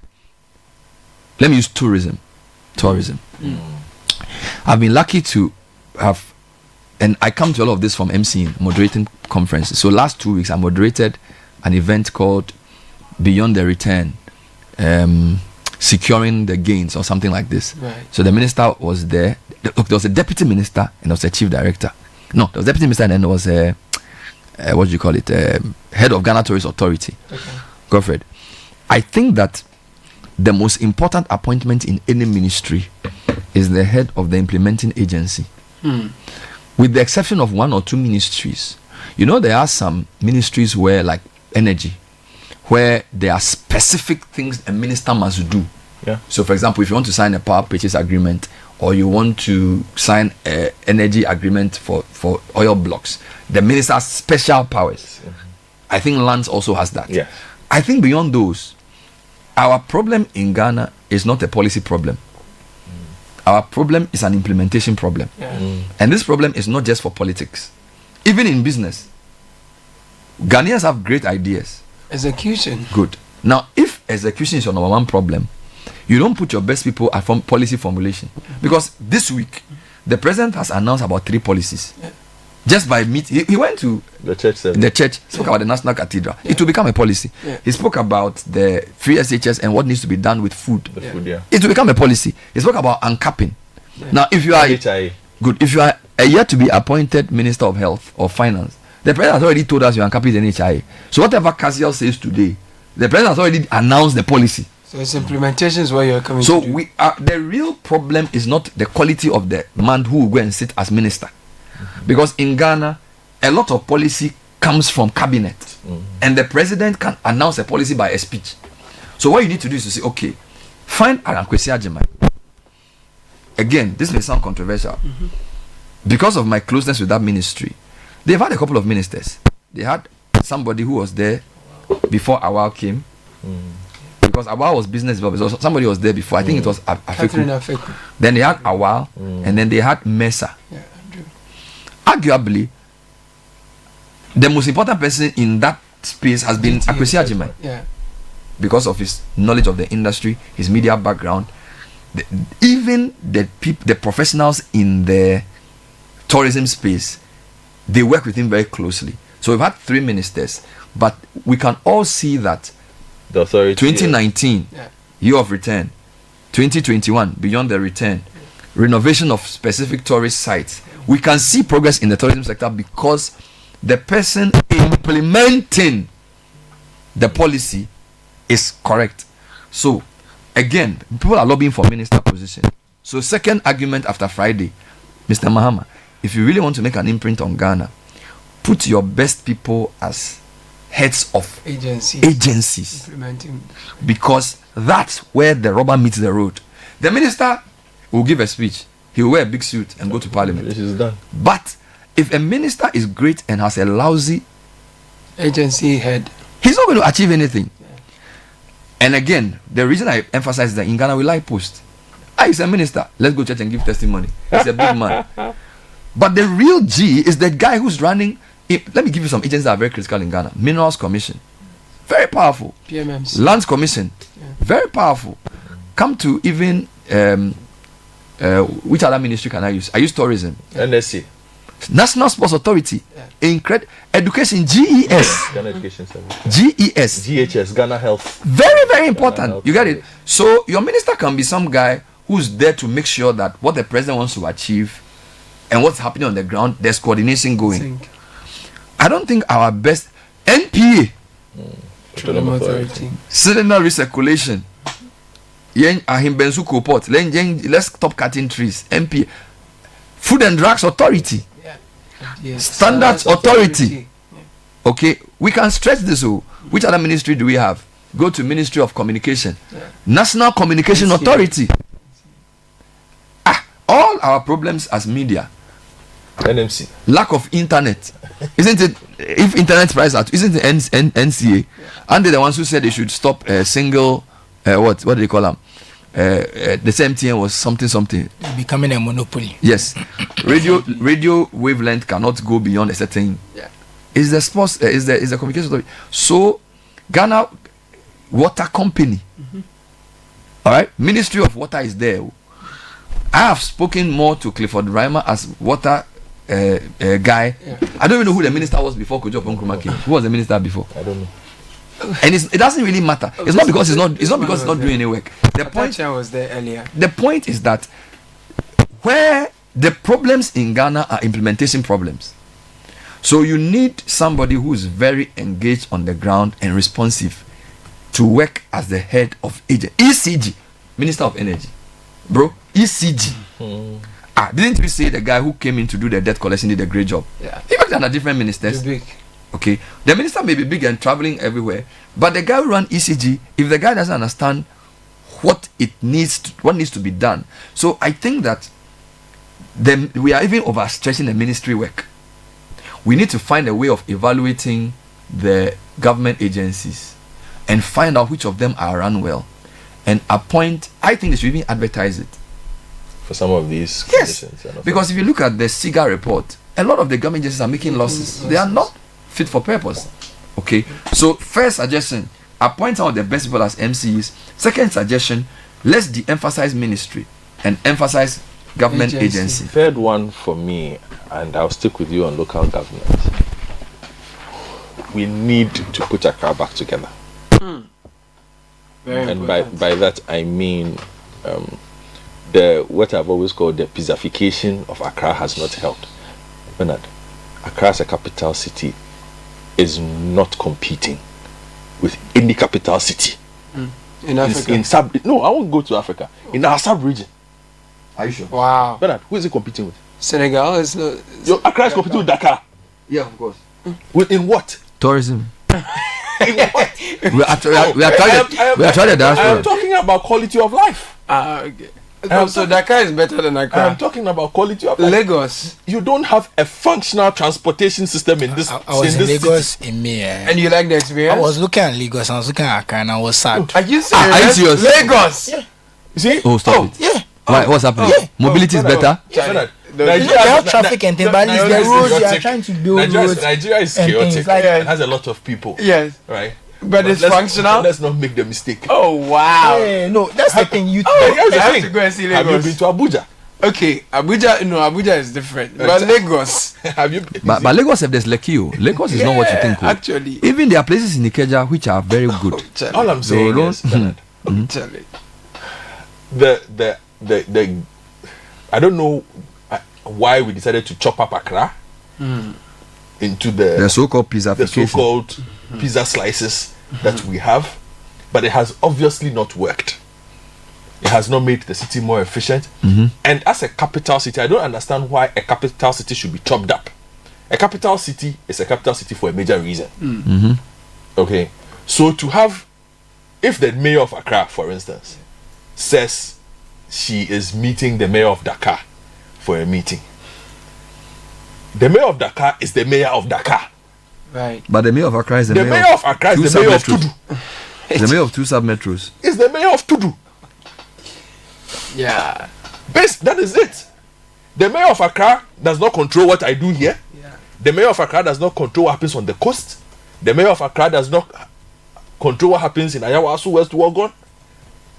It does not make sense for me. So you're saying that this government should if there is anything, they should reverse the law that chopped up Accra. We need Accra to be one giant entity that can compete with other cities. So the sub-metros will still be there. They should be there as working under a mighty Accra Metropolitan Authority. Yes, you see, because there are funds to access. When if the mayor of Accra wants to access certain funding for a capital city, she will struggle. Yeah, because when you get down to the nitty-gritties of that bit, very small. No, but they will look at your other and say, you manage an area that has 40,000 people. Yeah. Meanwhile, Accra is a city of 5 million. Yeah. I think that when I was young, there were 4. There was GA, there was AMA, there was TEMA, and I think there was another one. That still makes sense, right? If you look at the way the city is, you can have 4 big quarters where you have people who can raise bonds. Because again, I look at revenue potential of Accra. You can have just traffic. We haven't even talked about property rate yet, and then we talk about stores. If you have a functional city, you can make a lot of money and run it effectively. Because what we have now is not going to work. Because you know the problem we have in Accra now. So, because of you have a capital city that is completely uncoordinated. Yeah. Kole Klote wants to do something. Odododio is not aware. It's not aware, and it's doing its own thing at a different time. Ayawasu West Wuogon is doing its thing. Yeah. Ayawasu East is doing its thing. It's serious. It's serious. For a capital city, modern day capital city, which is small in size though. I'm not even talking about the size, but I'm just saying for a modern day capital city, it cannot continue operating along these lines. So if there's something the president can also look at to help, because Bernard, Accra is filthy. Disgusting. And it's actually disgusting. Stressful living here. So we beg. Let me finish wrap up the message. That's the last one. The quality of roads when you go through, it has to be uniform. You can't be going from one area to another. Then the roads are just changing the type. I'll give you. So I went to Kolebu last week to give a talk. On my way back, I said, I'm going to use the Kolebu through the Obesebilamte road. Through ICGC. Bro, I mean, it had rained a bit. Okay. Between ICGC, Zongo Junction, it was crazy. Puddles of black water. It's been like that for with years. Massive potholes. What was even worse, when I got close to the interchange, even the transition from the mirror to the interchange was poorly done. Compare that to Flower Pot. Flower Pot, at least when you hit the interchange, you know that it's the same road. Obeche Belamte is so poorly done that it's like there's a bump. Yeah. And this you do blue to enter and blue to come out. So when I was coming down after, what is this? So it's like when they did the thing, they didn't even. And then when the graphic road side is an eyesore, the bottom, my God, this should not have been commissioned. Having said that, you can't spend that much money on this road, and then less than 500 meters away. Yes. Zongo Junction towards Latebio Okoshi, it's in a crazy mess. We don't have time for that today. Let's pay some bills. Bernard, in paying bills, snack time just got a whole lot better with Munchie Milk Shortcake. It's a unique blend of milky richness, carefully selected ingredients. Munchie Milk Shortcake is crafted to delight your taste buds. So reach out for, grab a pack of CBL Munchie Milk Shortcake, Ghana's favorite biscuit brand, and indulge in milky goodness today. And when you want to buy anything, it's got to be the very best. Diamond's 42.5 hour grade cement is the highest quality cement on the Ghanaian market, and we have the affordable 32.5 hour grade, which means a good deal for everyone, great value for your pocket. So always choose the number one for your building needs. Locate us at across the country. We have factories in Apao, Takrady, and Bwepe. The numbers to call are 0244 313 368 0540-111-978. Diamond cement, still as hard as a diamond. And we have exciting news from all University of Ghana students. Prudential Bank makes fees payment easy. University of Ghana students can conveniently pay fees by dialing USSD short code *772*100# or via the UG online payment portal. African students can also make payments seamlessly with the Pan-African Payment Systems Settlement Systems PAPS. Alternatively, visit any Prudential Bank branch nationwide to pay your fees. Open an account at Prudential Bank today. Receive a free MasterCard. For more information, please call 0551 85 8585 0302 750 420 www.prudentialbank.com.gh. Prudential Bank, truly dependable. 5 minutes past 9, we'll bring you a final announcement and then we'll cross over for Effective Living series. Today we're looking at a very interesting topic which will be hosted by Caleb Kuda. Before that, let's talk about Royal Kingdom. Yes, if you're looking for litigation-free land, Royal Kingdom Estates got you. They have property in prime areas like Accra and Ebri. Land starting at 90,000 Ghana cedis. Of course, there is flexible payment plan. They have affordable homes as well. 2-bedroom premium furnished apartments for short rentals are available in East Legon. They are located at cantonments opposite the Soul Clinic International School. Numbers to call 055 755 599 055 755 5909 or 0272 778880. Info at Royal Kingdom Estate is the email. Royal Kingdom Estate, building communities, nurturing dreams. All right, well, as the vetting goes on, we will use some of our programs to explain the civil service law, the PNDC law, because I think a lot of people want to understand the relationship between minister, chief director, deputy minister, and then also agencies, and then NDPC. So we will spend some time discussing this. 3 key vettings happening: finance, energy, and attorney general. Quick one. It's going to be live on television. I'll be on the panel as well. What did you want to say? Quick one before you go on the Effective Living series. The vetting committee. Mm-hmm. Yes. Congratulations to the members. We will be watching. Vetting is something that the public, as part of our democratic growth, have also started paying attention to. The quality of questions, the quality of how they push these individuals who are coming to run the country. So we'll be watching. You'll be watching? Yes. Mr. Atoforsen is taking over the finances of this country in perhaps its most critical point in its history.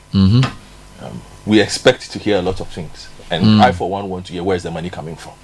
Where is the money going to come from? Where is the money? It's the question I've always asked before the elections, and I want to know where the money is coming from, because there are a lot of things to be done, but where will the money come from? So good point. So that's what you'll be looking out for. Yeah. All right. We'll be right back. Today, who do we have on Effective Living series? So we have Mami Ekiagezi. She's the managing partner at 565 Limited. We'll be talking about personal makeover for success in 2025. This was a conversation that I enjoyed. I've started working on a lot of the things that I learned from her, and I'm sure. What's he talking about? We're talking about personal makeover for success in 2025. In fact, we learned that we need to be researching, but we don't need to research everything. You don't start by saying you're going to change everything. You have to be methodical. She says, in fact, name 3 3 things. Find 3 major things you want to change this year. And if you're able to do that well, you're great. If there are things you've done better over the past, consolidate them. So don't reset everything necessarily. Take things a day at a time. Declutter. That was one thing I took away from her. 8 minutes past 9, Citi Breakfast Show. Stay with us. This is the Citi Breakfast Show, the city's biggest conversation. Education is the most powerful weapon to change the world. At Heritage Christian University, you're assured of quality education. We offer programs like Bachelor of Business Administration, Community Development and Theology, Theology and Ministry, Psychology, Nursing, Information Technology, Information Security, and Business Information Technology. Professional programs like ICA, CIMG, CIHRM, ABE. We also offer short courses on media and IT. What makes Heritage stand out is our experienced and scholar practitioner faculty, entrepreneurial training with financial support, ultra-modern facilities, and hostels. Qualifications for entry is WASI or SSC or GBCE, HND or Diploma Top-Up. Mature 25 years and above. Heritage is located at Amasaman behind the Olympic Stadium. Contact us on 054-777-7731 or 020-229-8399 or www.hcuc.edu.gh. Heritage Christian University, educating compassionate entrepreneurial leaders. When you hear that sound, it can only mean one thing. It's the sound of excitement, the sound of milky goodness. It's the unmistakable sound of rich, creamy deliciousness. The sound that lets you know that the original milky richness awaits. The milky richness you can find in every bite of Munchie Milk Shortcake. With its unique blend of milky richness and carefully selected ingredients, Munchie Milk Shortcake is crafted from an original age-old recipe to delight your taste buds. If you're looking for pure satisfaction and the authentic taste of original milky richness, it's time to grab a pack of your favorite biscuit, Munchie Milk Shortcake, today. This advert is FDA approved. First impressions matter.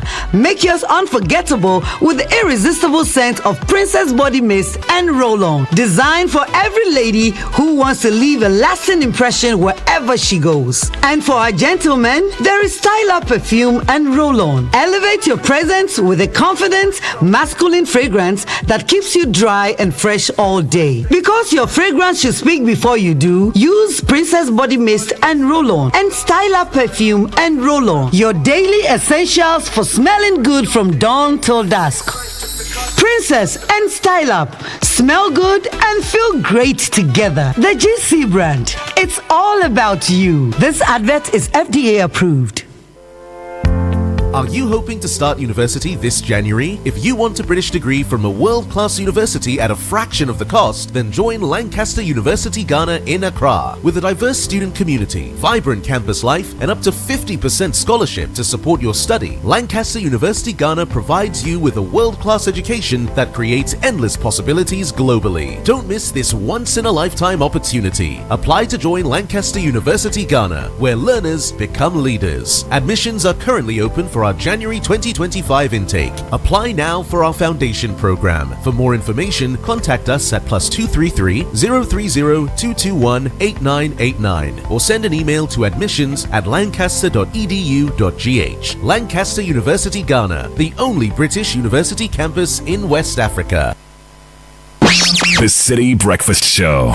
Rise above the noise.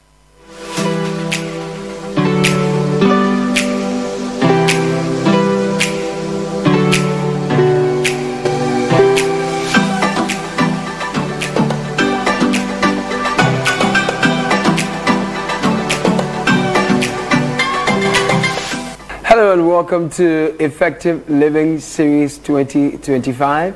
My name is Caleb Killer. This is 97.3 Citi FM and Channel 1 TV. On Effective Living Series, we start your year off with thought-provoking nuggets that when you put to practice will help transform your life. We're focusing on resetting for success. Today, we're looking at personal makeover. What is personal makeover? How will that help you? I have a fantastic guest who will be helping us through this conversation. Mami Ekuyagezi is her name. She's a certified culture transformation consultant and she'll be taking us through personal makeover for success in 2025. So here's how we are going to do it. In the next 10 minutes, she'll be taking us through a presentation. When she's done, we'll do a practical walkthrough how we can have a personal makeover for success this year. I know you're ready for success 2025, as I am. So sit back, take your pen, your diary, and let's go through this amazing round of nudgets.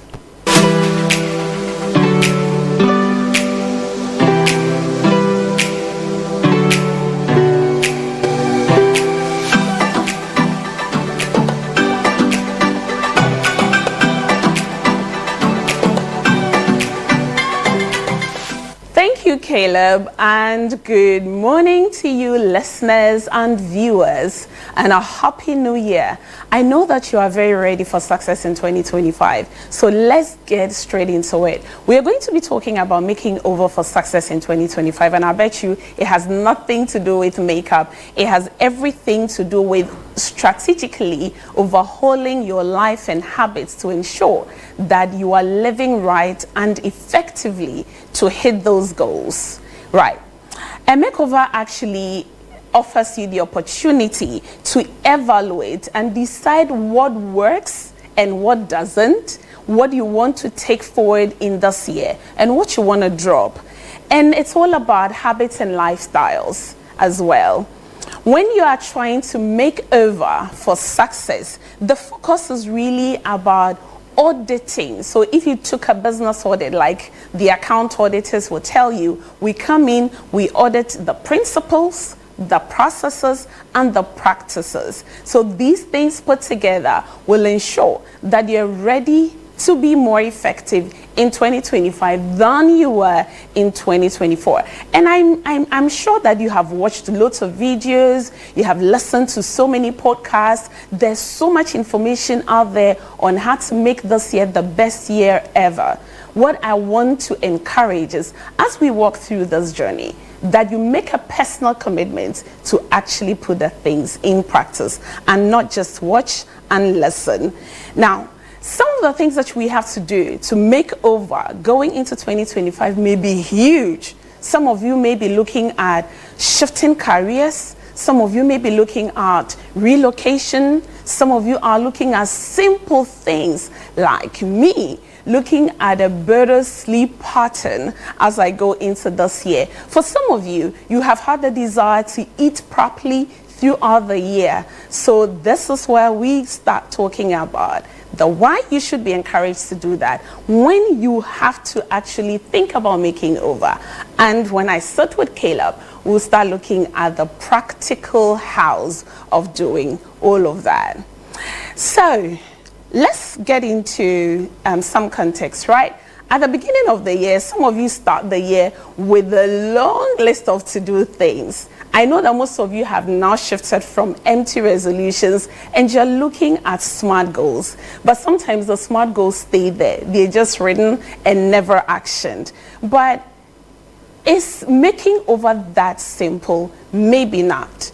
It requires tenacity. It requires a certain level of commitment that only you can give it. And it requires a certain commitment to finding support where you can, because the things might sound very easy and simple to do. You may have heard it from 100 channels, but they may require you finding some support.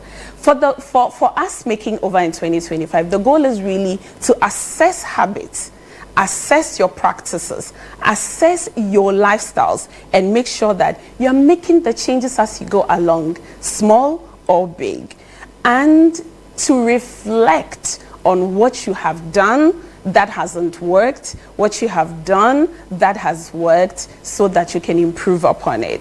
I want to show you something. This is how I do my makeover. I start with some level of reflection.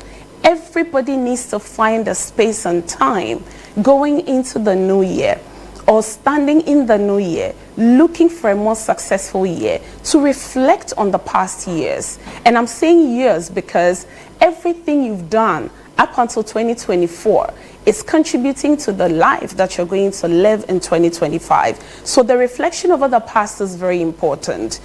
When you reflect, this is what you're looking to do. What is good? Just continue doing them. What is bad? Please stop it. And what do you think will be helpful for you? Then you want to start doing that. And these must be embedded on your values. You know, I cannot have a conversation with you without talking about values.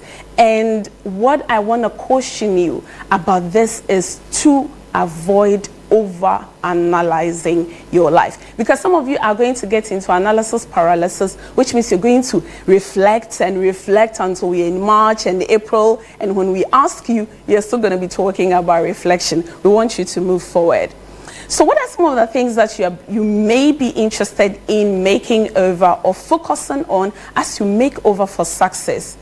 Some of you have to just declutter physically, mentally, spiritually, and digitally. That's difficult, isn't it? You feel over 24 hours when you haven't gone on social media that the whole world is moving past you. But you need to find time of taking out time without going on social media. Some of you have clothes that you haven't worn for 5 years. Let's get them out of the closet. Some of you need to realign your priorities. Not everything can be a number one. Something is gotta give. Something has to be above another. So reprioritize. Some of you may have to make changes in your circle of friends, socially and professionally. Some of you may have to analyze. You need to realign and make better practical financial plans. And for some of you, you're going to have to start thinking about enhancing your health and well-being. And there's a lot of conversation about work-life balance. Are we really able to do this? I go with the option of integrating this with well-being in mind. So you might not be at home and never work, and you may not be able to be at work and never do home stuff. But if you're able to integrate them such that it gives you the right focus, then you might be going somewhere with it. Some of the more makeover things that I would be happy if you focused on would be streamlining your responsibilities. If you're like me, you have responsibilities at work, to your social circle, at church for ministry, to your family, to all sorts of groups. Maybe it's about time you renegotiated what can fall off your task list, because you're only one person and you still have 24 hours. So you need to give up some things so you can stay effective on the choices that you make. You need to also learn to expand your network. Your network, remember, is your net worth. So if your network is the same every day and it's not taking you to the level that you are envisaging, then you need to begin to audit that and begin to make moves so that you can enrich it. Take a stance on bad habits. What are the bad habits? For me, it's about sneaking to work when I'm supposed to sleep.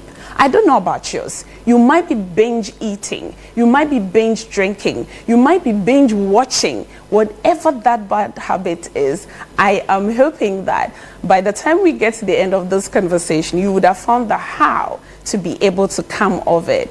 And seek and cultivate accountability partnerships. What is that, mommy? What that simply means is that you're going to have people in your life that you answer to. Yes, they don't pay you. They may not be your employers, but you have to have people that can question you, challenge your thoughts, and push you from your comfort zone and begin to hold you accountable to the promises you're making in January when we get to July to ensure that you're living effectively and well. Remember, you don't have to reset everything in your life because that will be quite a lot. You're thinking, mommy, this list is long. I'm not asking you to do everything. I cannot do everything at the same time. You take a step at a time. And as you walk through and you're able to master one thing, then you can add on. Be mindful. The long list doesn't help. One go at a time. And that is when we look for progress rather than perfection. And you're wondering, but mommy, I'm living okay. Why must I make over? life is never a constant, people. Life is changing. Workplace issues are coming up. We have an ever-growing, rapid modern life that is making demands on everyone, and that's why you need to make up. Look, maybe your routines at work is not working, so you need to begin to relook at your habits. And you're already beginning to have and feel the effects of bad habits, but you're not too sure how to attend to them. That must be a reason for you to make over. And most of all, being aware and prioritizing and staying effective at the few things that you choose to do this year may just be how you can be effective in 2025. Thank you.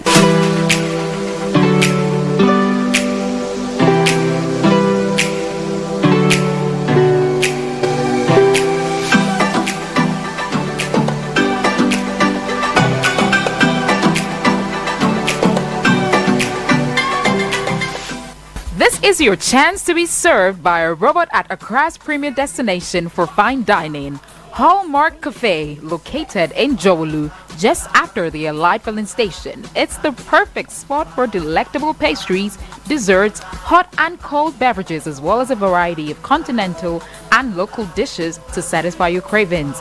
Enjoy convenient staff lunch services, expert kitchen management, and outdoor event hosting. Here, simply press a button and your waitress will be at your table in no time. Visit Hallmark Cafe today and experience the future of fine dining. Call us now at 053-73-44095 to make your reservation. Hallmark Cafe. Delight in every sip and bite.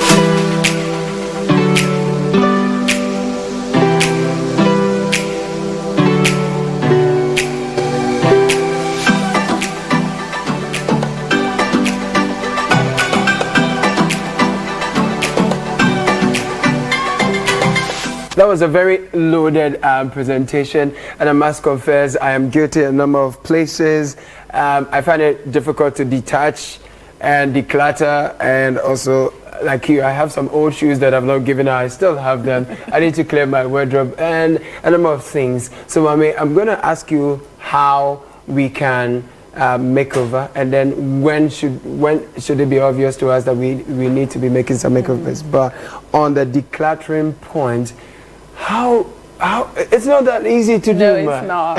It's not. It's not, because we are human beings are emotional as well, and for that reason we get attached to things, and you'll be surprised. My take on that is, when you have things that you are keeping for keepsakes intentionally, you want to show it to your children. Right.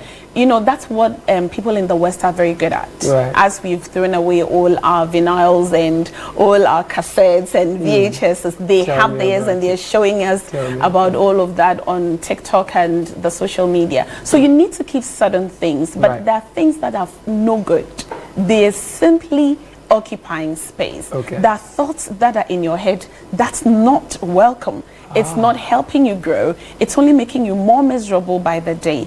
There are people, and you must be very honest. You love this classmate, but every time you get together, you leave realizing you've been gossiping, you've been talking about non-essentials. Do you want to keep spending 3 hours a week with this person? Right. So when I talk about decluttering, it's a conscious effort to decide what you're keeping and what you're letting go. And it's a very, letting go things physically has a way of making you feel so light. And as a child, my mother insisted at the end of every year that we needed to give out some of our clothes and shoes, whether they were wearable. Actually, they had to be wearable, but whether you loved them or not, you needed to give something of it. And I think I didn't understand it at the time. Now, much older, I see what the benefit of that is. So it's very important to declutter. There was a point you made about streamlining responsibilities. I think it all boils down also to learning to say no. Good. Saying no is one of the difficult things for a lot of people. Yes. You're getting invitations here and there, and it's so difficult for you to say no. How do you go about that this year? Yeah, Caleb, I have a whole course. You'd be surprised. I have a whole training program on saying no. And it doesn't just happen because it starts from your mindset. And sometimes people feel that they are letting people down by saying no. But I've said it here before, and I'll repeat it. Every time you say yes to somebody, what have you said no for yourself? Right. Because you can't have yeses all round. There's a yes to somebody means a no. So for instance, if you accepted my invitation to come and speak at my program, that's a yes to me. That might be a no to spending time with family. Children. That might be a no to maybe going for a swim. Right. So when you begin to do that analysis, it will help you to realign your priorities. And sometimes it's not about saying no to decline entirely. It's about renegotiating on when this can be done. Right. So there are a lot of ways of going around it without sounding very flat. No. Yes. I see that. I like the fact that you said we don't have to reset everything.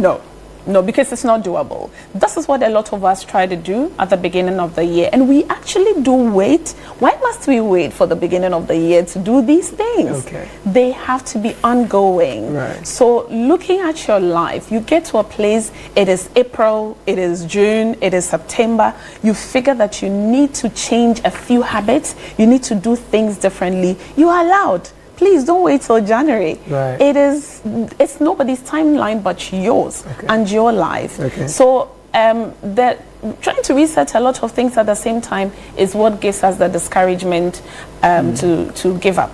I see. Yeah. So at what point would one know that I need a makeover, I need to reset? Usually when you begin to feel dissatisfied, you talk to people nowadays and they don't like a lot of things about themselves. Right. They don't like their jobs. Right. They don't like their marriages. Right. They don't like where they worship. They don't like their pastors. They don't like their friends. But they don't like everything from the government to the people we work with and live with. You know, but you're there.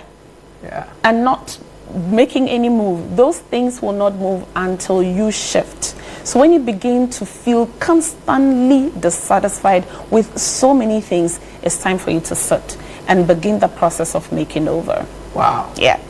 When there are major life changes, say there's a loss due to death, there's natural disaster, you need to sit and recalibrate and make over.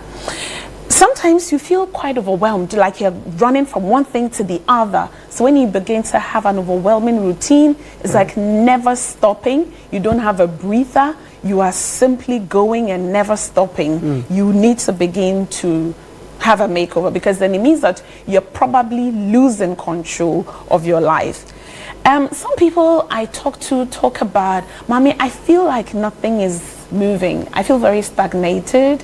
I feel like I'm not growing. I mean, I've been at this forever. It's been 8 years since I got into this role. I don't see any changes. What do I do? When you begin to feel stagnant, it is time for you to begin to think about your makeover. And when your health and well-being begin to be concerning, and that's if you're going to the hospital to do your checks, you know, when you begin to feel that you're not sleeping very well, you're having a lot of health issues, you feel in your body physically that you're not healthy, you need to begin to relook at what you do. When you begin to feel that you are moving so far away from your personal principles, so the values you were brought up with, the values that your faith teaches you, the values and passions that you never would have compromised, but in recent times you're just looking over them and just flipping them over and not minding, you need to begin to take a hold of yourself and make over.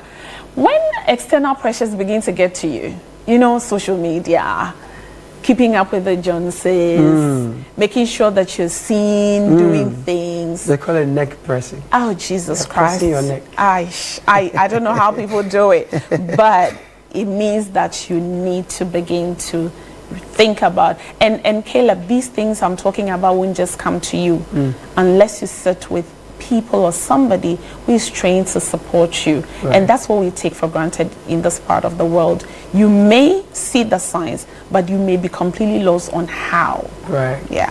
So when we fail to recognize the need for reset and we fail to reach out for help, what could be the dangers? Oh, sure you are headed for doom. I'm sorry. But for some people, they break down. It could start with burnout. Some people feel burned out, and it's a major health risk. If you were online last year when we celebrated the Mental Health Week, you read the stories, some very horrifying things happening to all ages of people. It doesn't know age. No, you don't have to hit 70 before you begin to be concerned about your mental health. Young people, middle-aged people. So it can affect your mental health. It can affect your physical well-being. People have had to crumble down to paralysis because they just kept going. And the brain is unable to keep up with what you are subjecting your body to. And sometimes it's just psychological. You know, people get very exhausted and tune out. So instead of taking measures to do things in moderation, they wait till they get to a point where they have to shut down completely.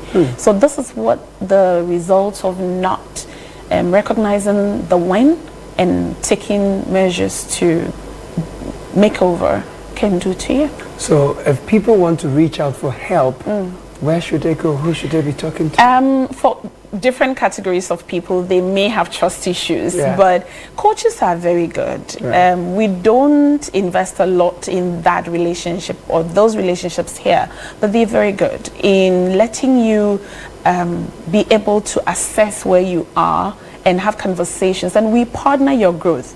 Coaches are not meant to come and give you solutions, but we can partner you in doing what you want to do in the right ways. So coaches are good. Some people talk to their pastors. That's if a pastor is trained to have these conversations, then that can be. Some people actually just let off with friends. And sometimes, in some instances, that's all you need.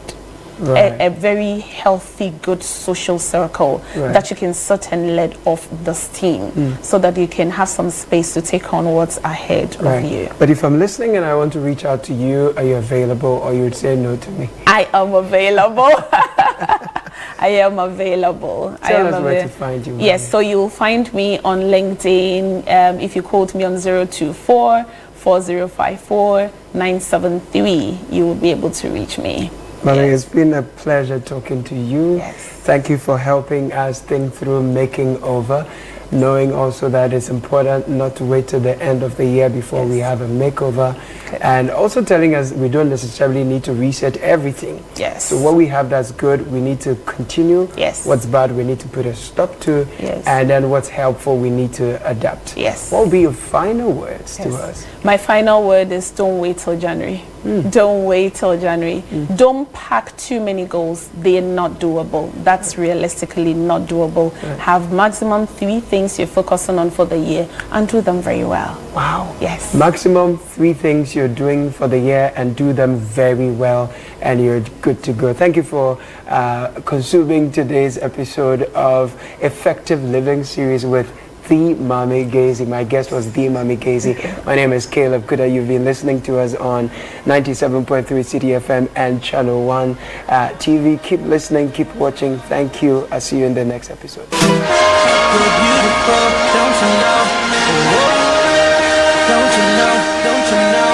This is the Citi Breakfast Show, the city's biggest conversation. When you hear that sound, it can only mean one thing. It's the sound of excitement, the sound of milky goodness. It's the unmistakable sound of rich, creamy deliciousness. The sound that lets you know that the original milky richness awaits. The milky richness you can find in every bite of Munchie Milk Shortcake. With its unique blend of milky richness and carefully selected ingredients, Munchie Milk Shortcake is crafted from an original age-old recipe to delight your taste buds. If you're looking for pure satisfaction and the authentic taste of original milky richness, it's time to grab a pack of your favorite biscuit, Munchie Milk Shortcake, today. This advert is FDA approved. so dear. Are you looking for an institution of higher learning to unlock your potentials? Look no further than Valley View University, Ghana's premier chartered private university. Valley View University offers undergraduate and postgraduate degree programs in business administration, education, computer science, agriculture science, agribusiness, information technology, nursing and midwifery, development studies. Join a community that shapes character and provides excellent education. Apply now www.admissions.vvu.edu.gh. For enquiries, call 050-970-3052 or 030-7011-846. Valley View University, excellence, integrity, and service.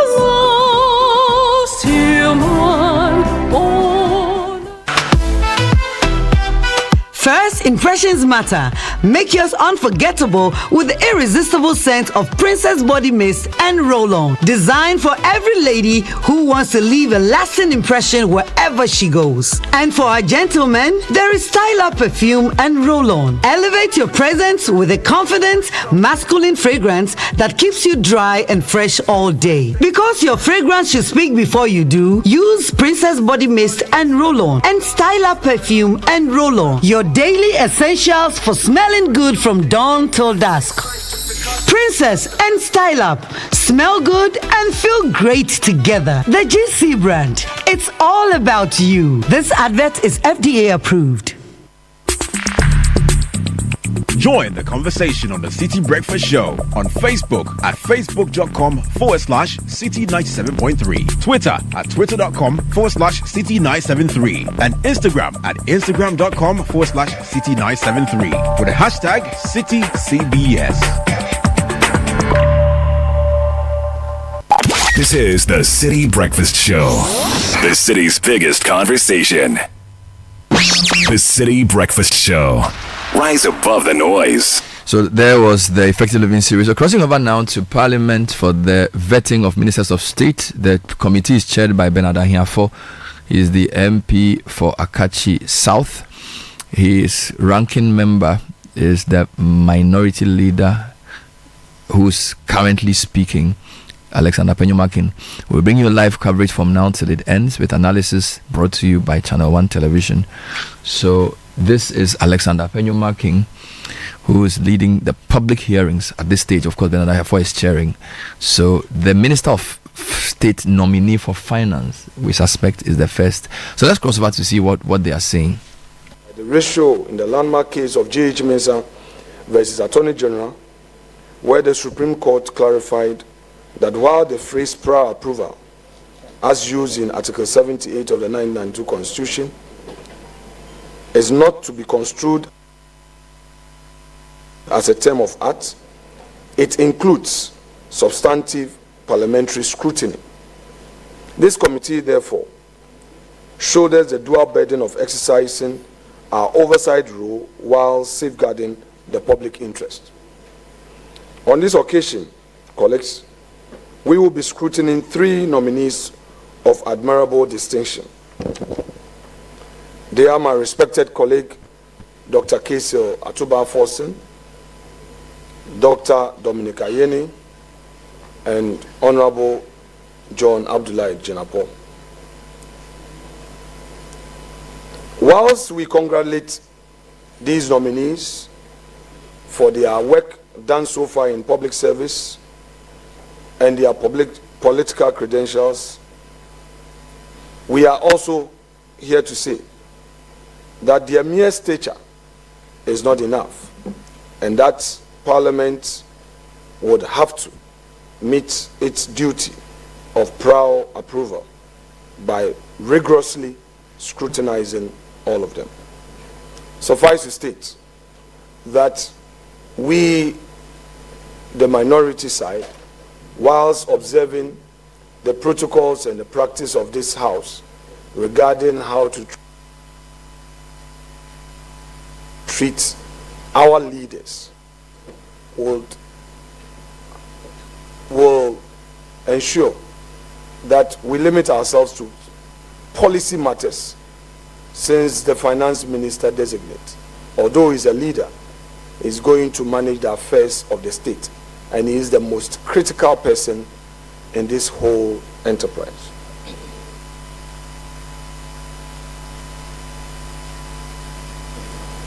Now let me address some few concerns of the Minority Caucus on the notification of Parliament of the nominees. Before we openly examine the individual and their merits, we must address a procedural misstep that casts a shadow on the integrity of this process. As you may recall, the Secretary to the President purported to have been given the mandate by the President to sign a letter to us. May I refer us to Order 65.1 of our rules, which provides that communication from the President to the House shall be to the Speaker in writing, signed by the President, or in the absence of the President, by the Vice President, or by a minister authorized by the President. So where from this letter from the Secretary to Parliament? So ab initio, President Mohammed's government has breached the standing orders of this House. He failed to write directly to Parliament. He got his secretary to write to us.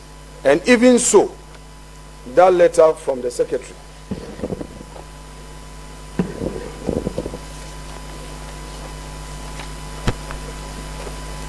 let me read the letter in full.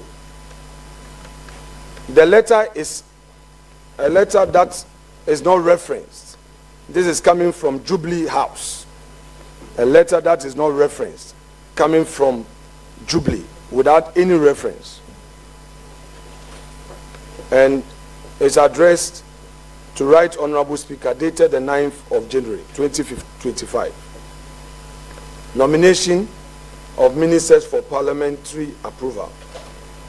In accordance with Article 78(1) of the Constitution of the Republic of Ghana, I hereby, on behalf of His Excellency John Mahama, submit for consideration and approval of Parliament the following nominees for appointment.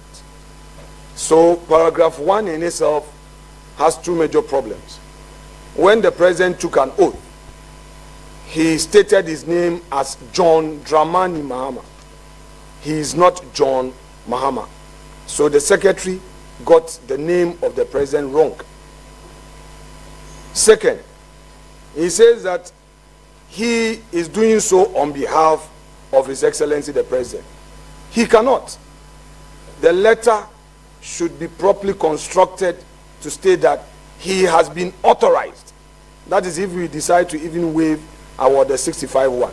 He cannot just get up and say he is writing on behalf of the President. He doesn't have that mandate to do so.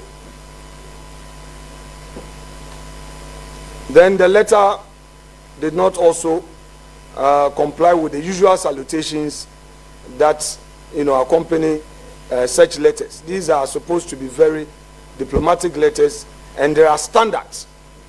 Perhaps because the Secretary is yet to go to Jubilee House proper, we'll pardon him because these things is supposed to follow due process.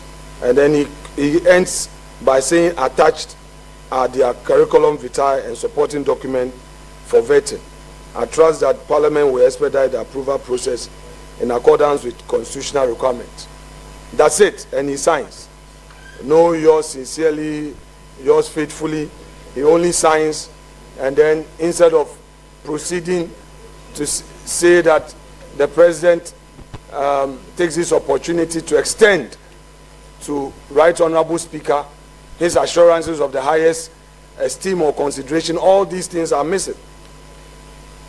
And we wonder why he had to do such an informal thing. Then he copies the letter to Secretary to Cabinet. There's no Secretary to Cabinet. There's no Cabinet. I don't know why. I don't know why, but I will pardon him and expect that in future he does the thing right, because this is the secretary to cabinet office, Jubilee House, Accra. I don't know where the secretary to president is getting this from, unless he says that they've already formed the cabinet, without the knowledge of Parliament, and that they are engaging in some unconstitutionality, which Honorable Ato Forson will describe it as banana republic. We are not a banana republic. We are not a banana republic. So, secretary to president, Parliament is not even aware of your appointment, because under normal circumstances, the president is supposed to even communicate to Parliament. It is part of the imperatives of governance that he communicate to Parliament. So that is issue one. Issue one. Issue two. And let me be very clear. The minority in Parliament stands ready to support the formation of government within reasonable time. It is the reason why we waived the right to get the public to have a long period of notice, and we did so on the floor of the House. We are ready to support.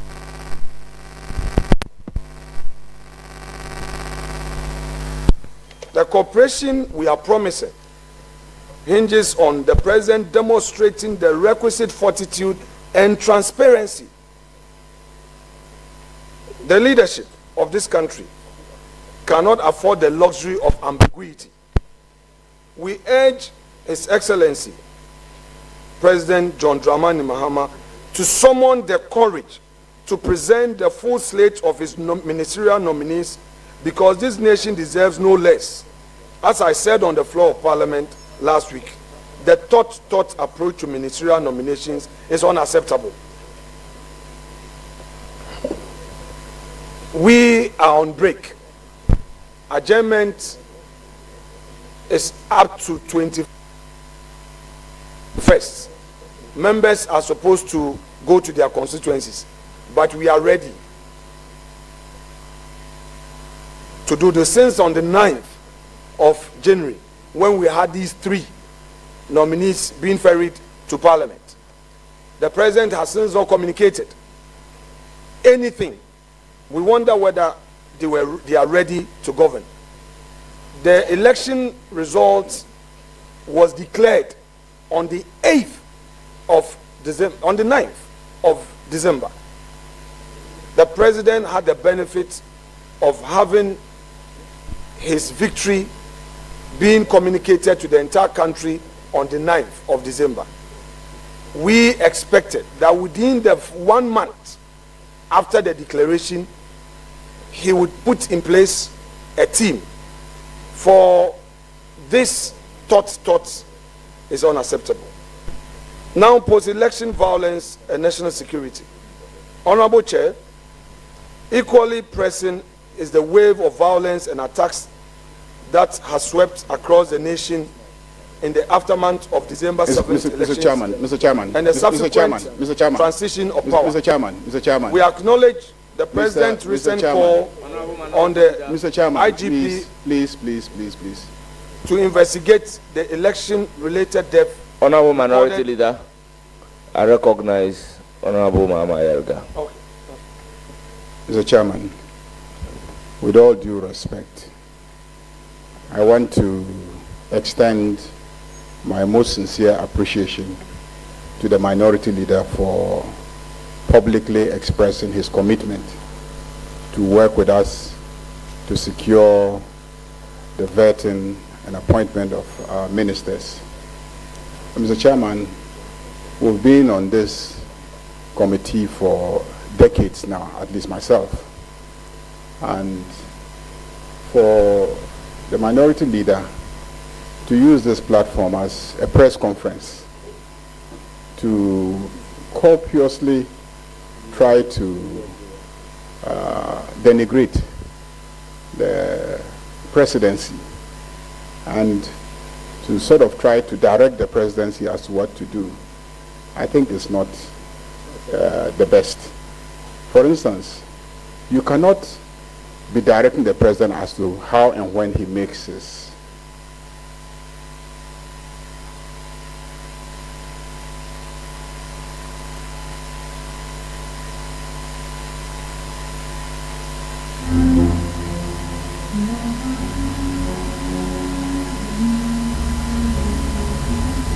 presidency nominations for ministerial appointment.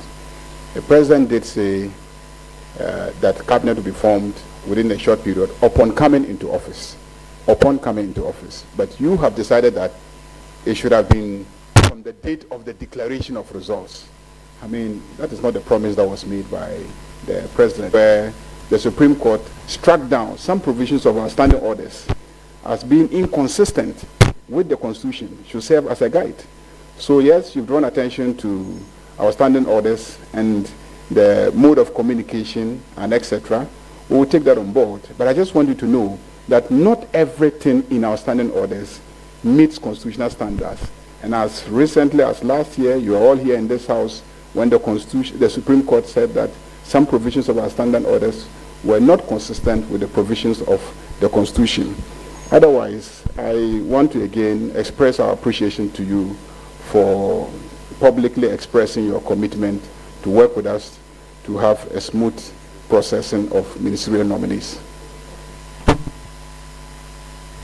Thank you very much, Honorable Ayelga. Honorable Minority Leader, you may conclude. Thank you. I may continue. Please. Conclude.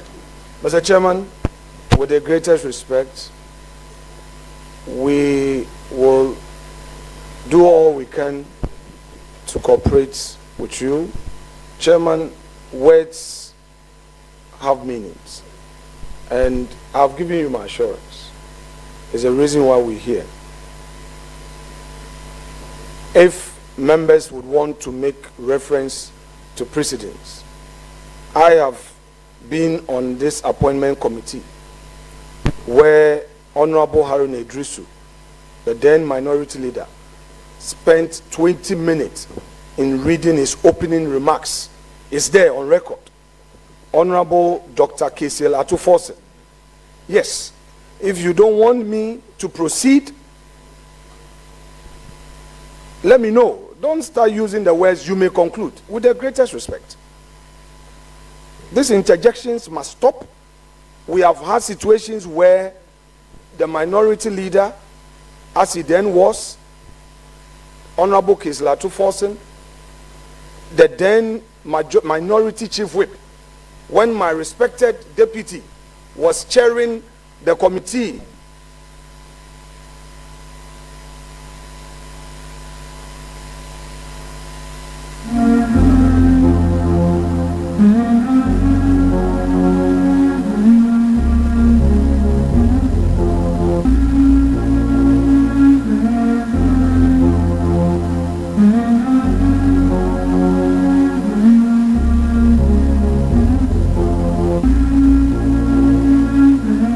analyze each phrase of the president. It is your turn. Time. Please, it's your turn. Please be patient. Let me finish. Please, let me finish. Chairman, thank you very Honorable much. Minority Leader, you know the chairman is a man with indomitable spirit.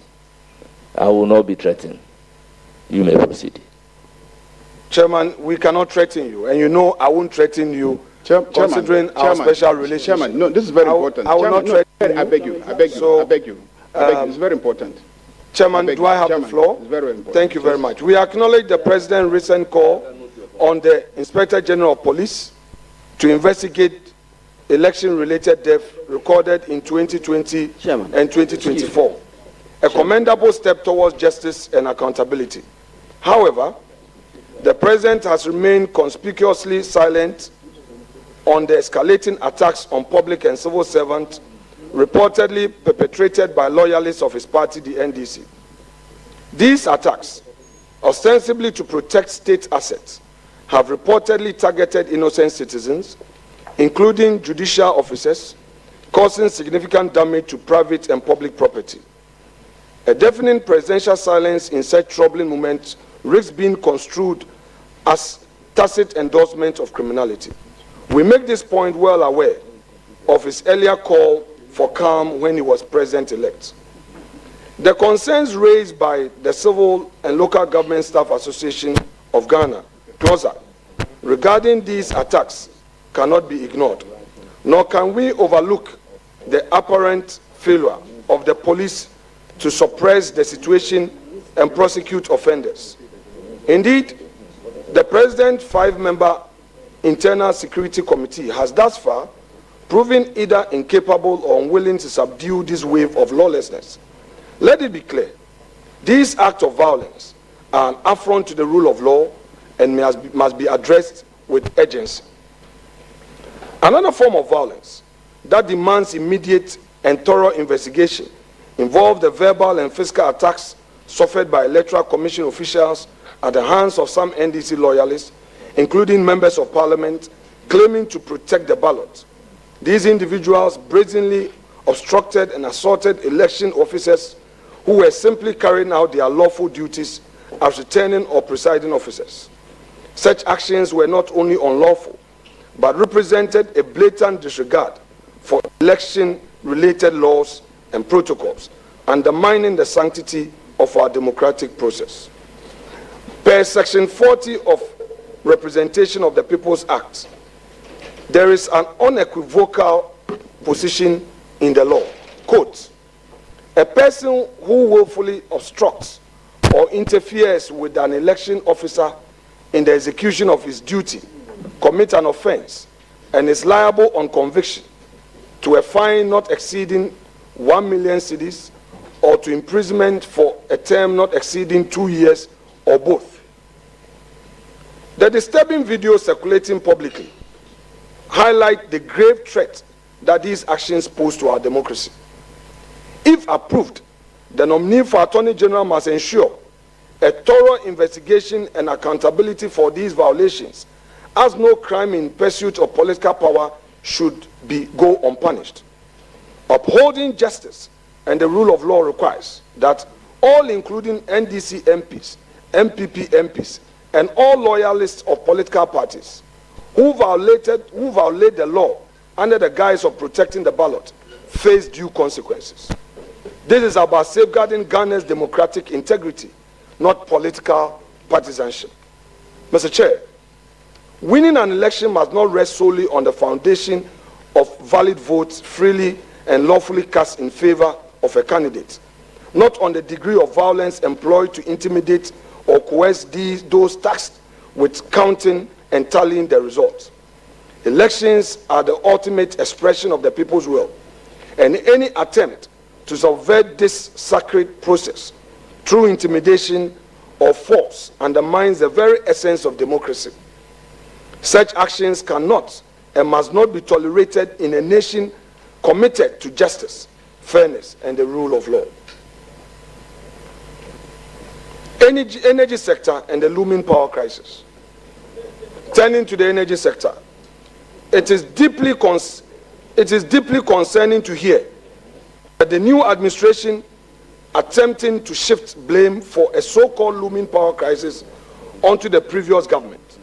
Let the record clearly reflect that the outgoing government, despite certain challenges, managed to maintain a stable and reliable power supply. I have said this with utmost confidence and conviction, drawing from my experience and first-hand knowledge as chair of the ECG board. Contrast this with the Mahama administration's notorious doomsday era, which inflicted untold hardship on businesses, homes, and communities, stifling economic growth and eroding public confidence. The people of Ghana have entrusted this government with responsibility to lead, not to lament. We shall not tolerate any attempt to revisit the failures of the past and to excuse inaction with blame-shifting rhetoric. Accordingly, if approved by this House, the minister nominee for energy must return to the People's Chamber with a comprehensive, detailed, and sustainable plan to ensure uninterrupted power supply. What we expect is clear solutions and forward-looking strategies, not a file filled with excuses or blame games. The people of Ghana deserve leadership that prioritizes action over rhetoric, responsibility over deflection, and result over excuses. Another matter requiring urgent attention is the evolving language around campaign promises. The NDC and President Mahama campaign on a commitment to scrap certain taxes deemed detrimental to the economy.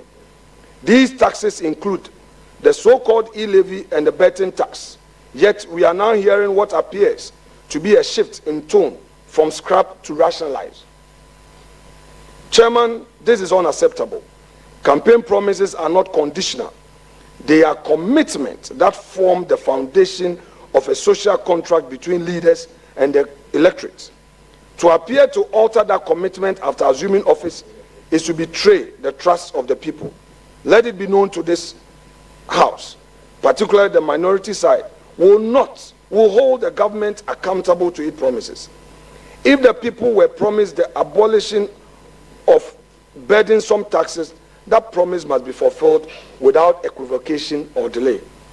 Accordingly, if approved, nominee for finance must be prepared to take decisive and concrete steps to present Parliament with a comprehensive and actionable plan for removal of the said taxes without delay.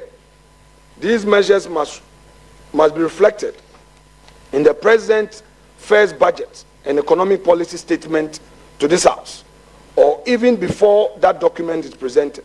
Let it be clear one more time that this House will not entertain any equivocation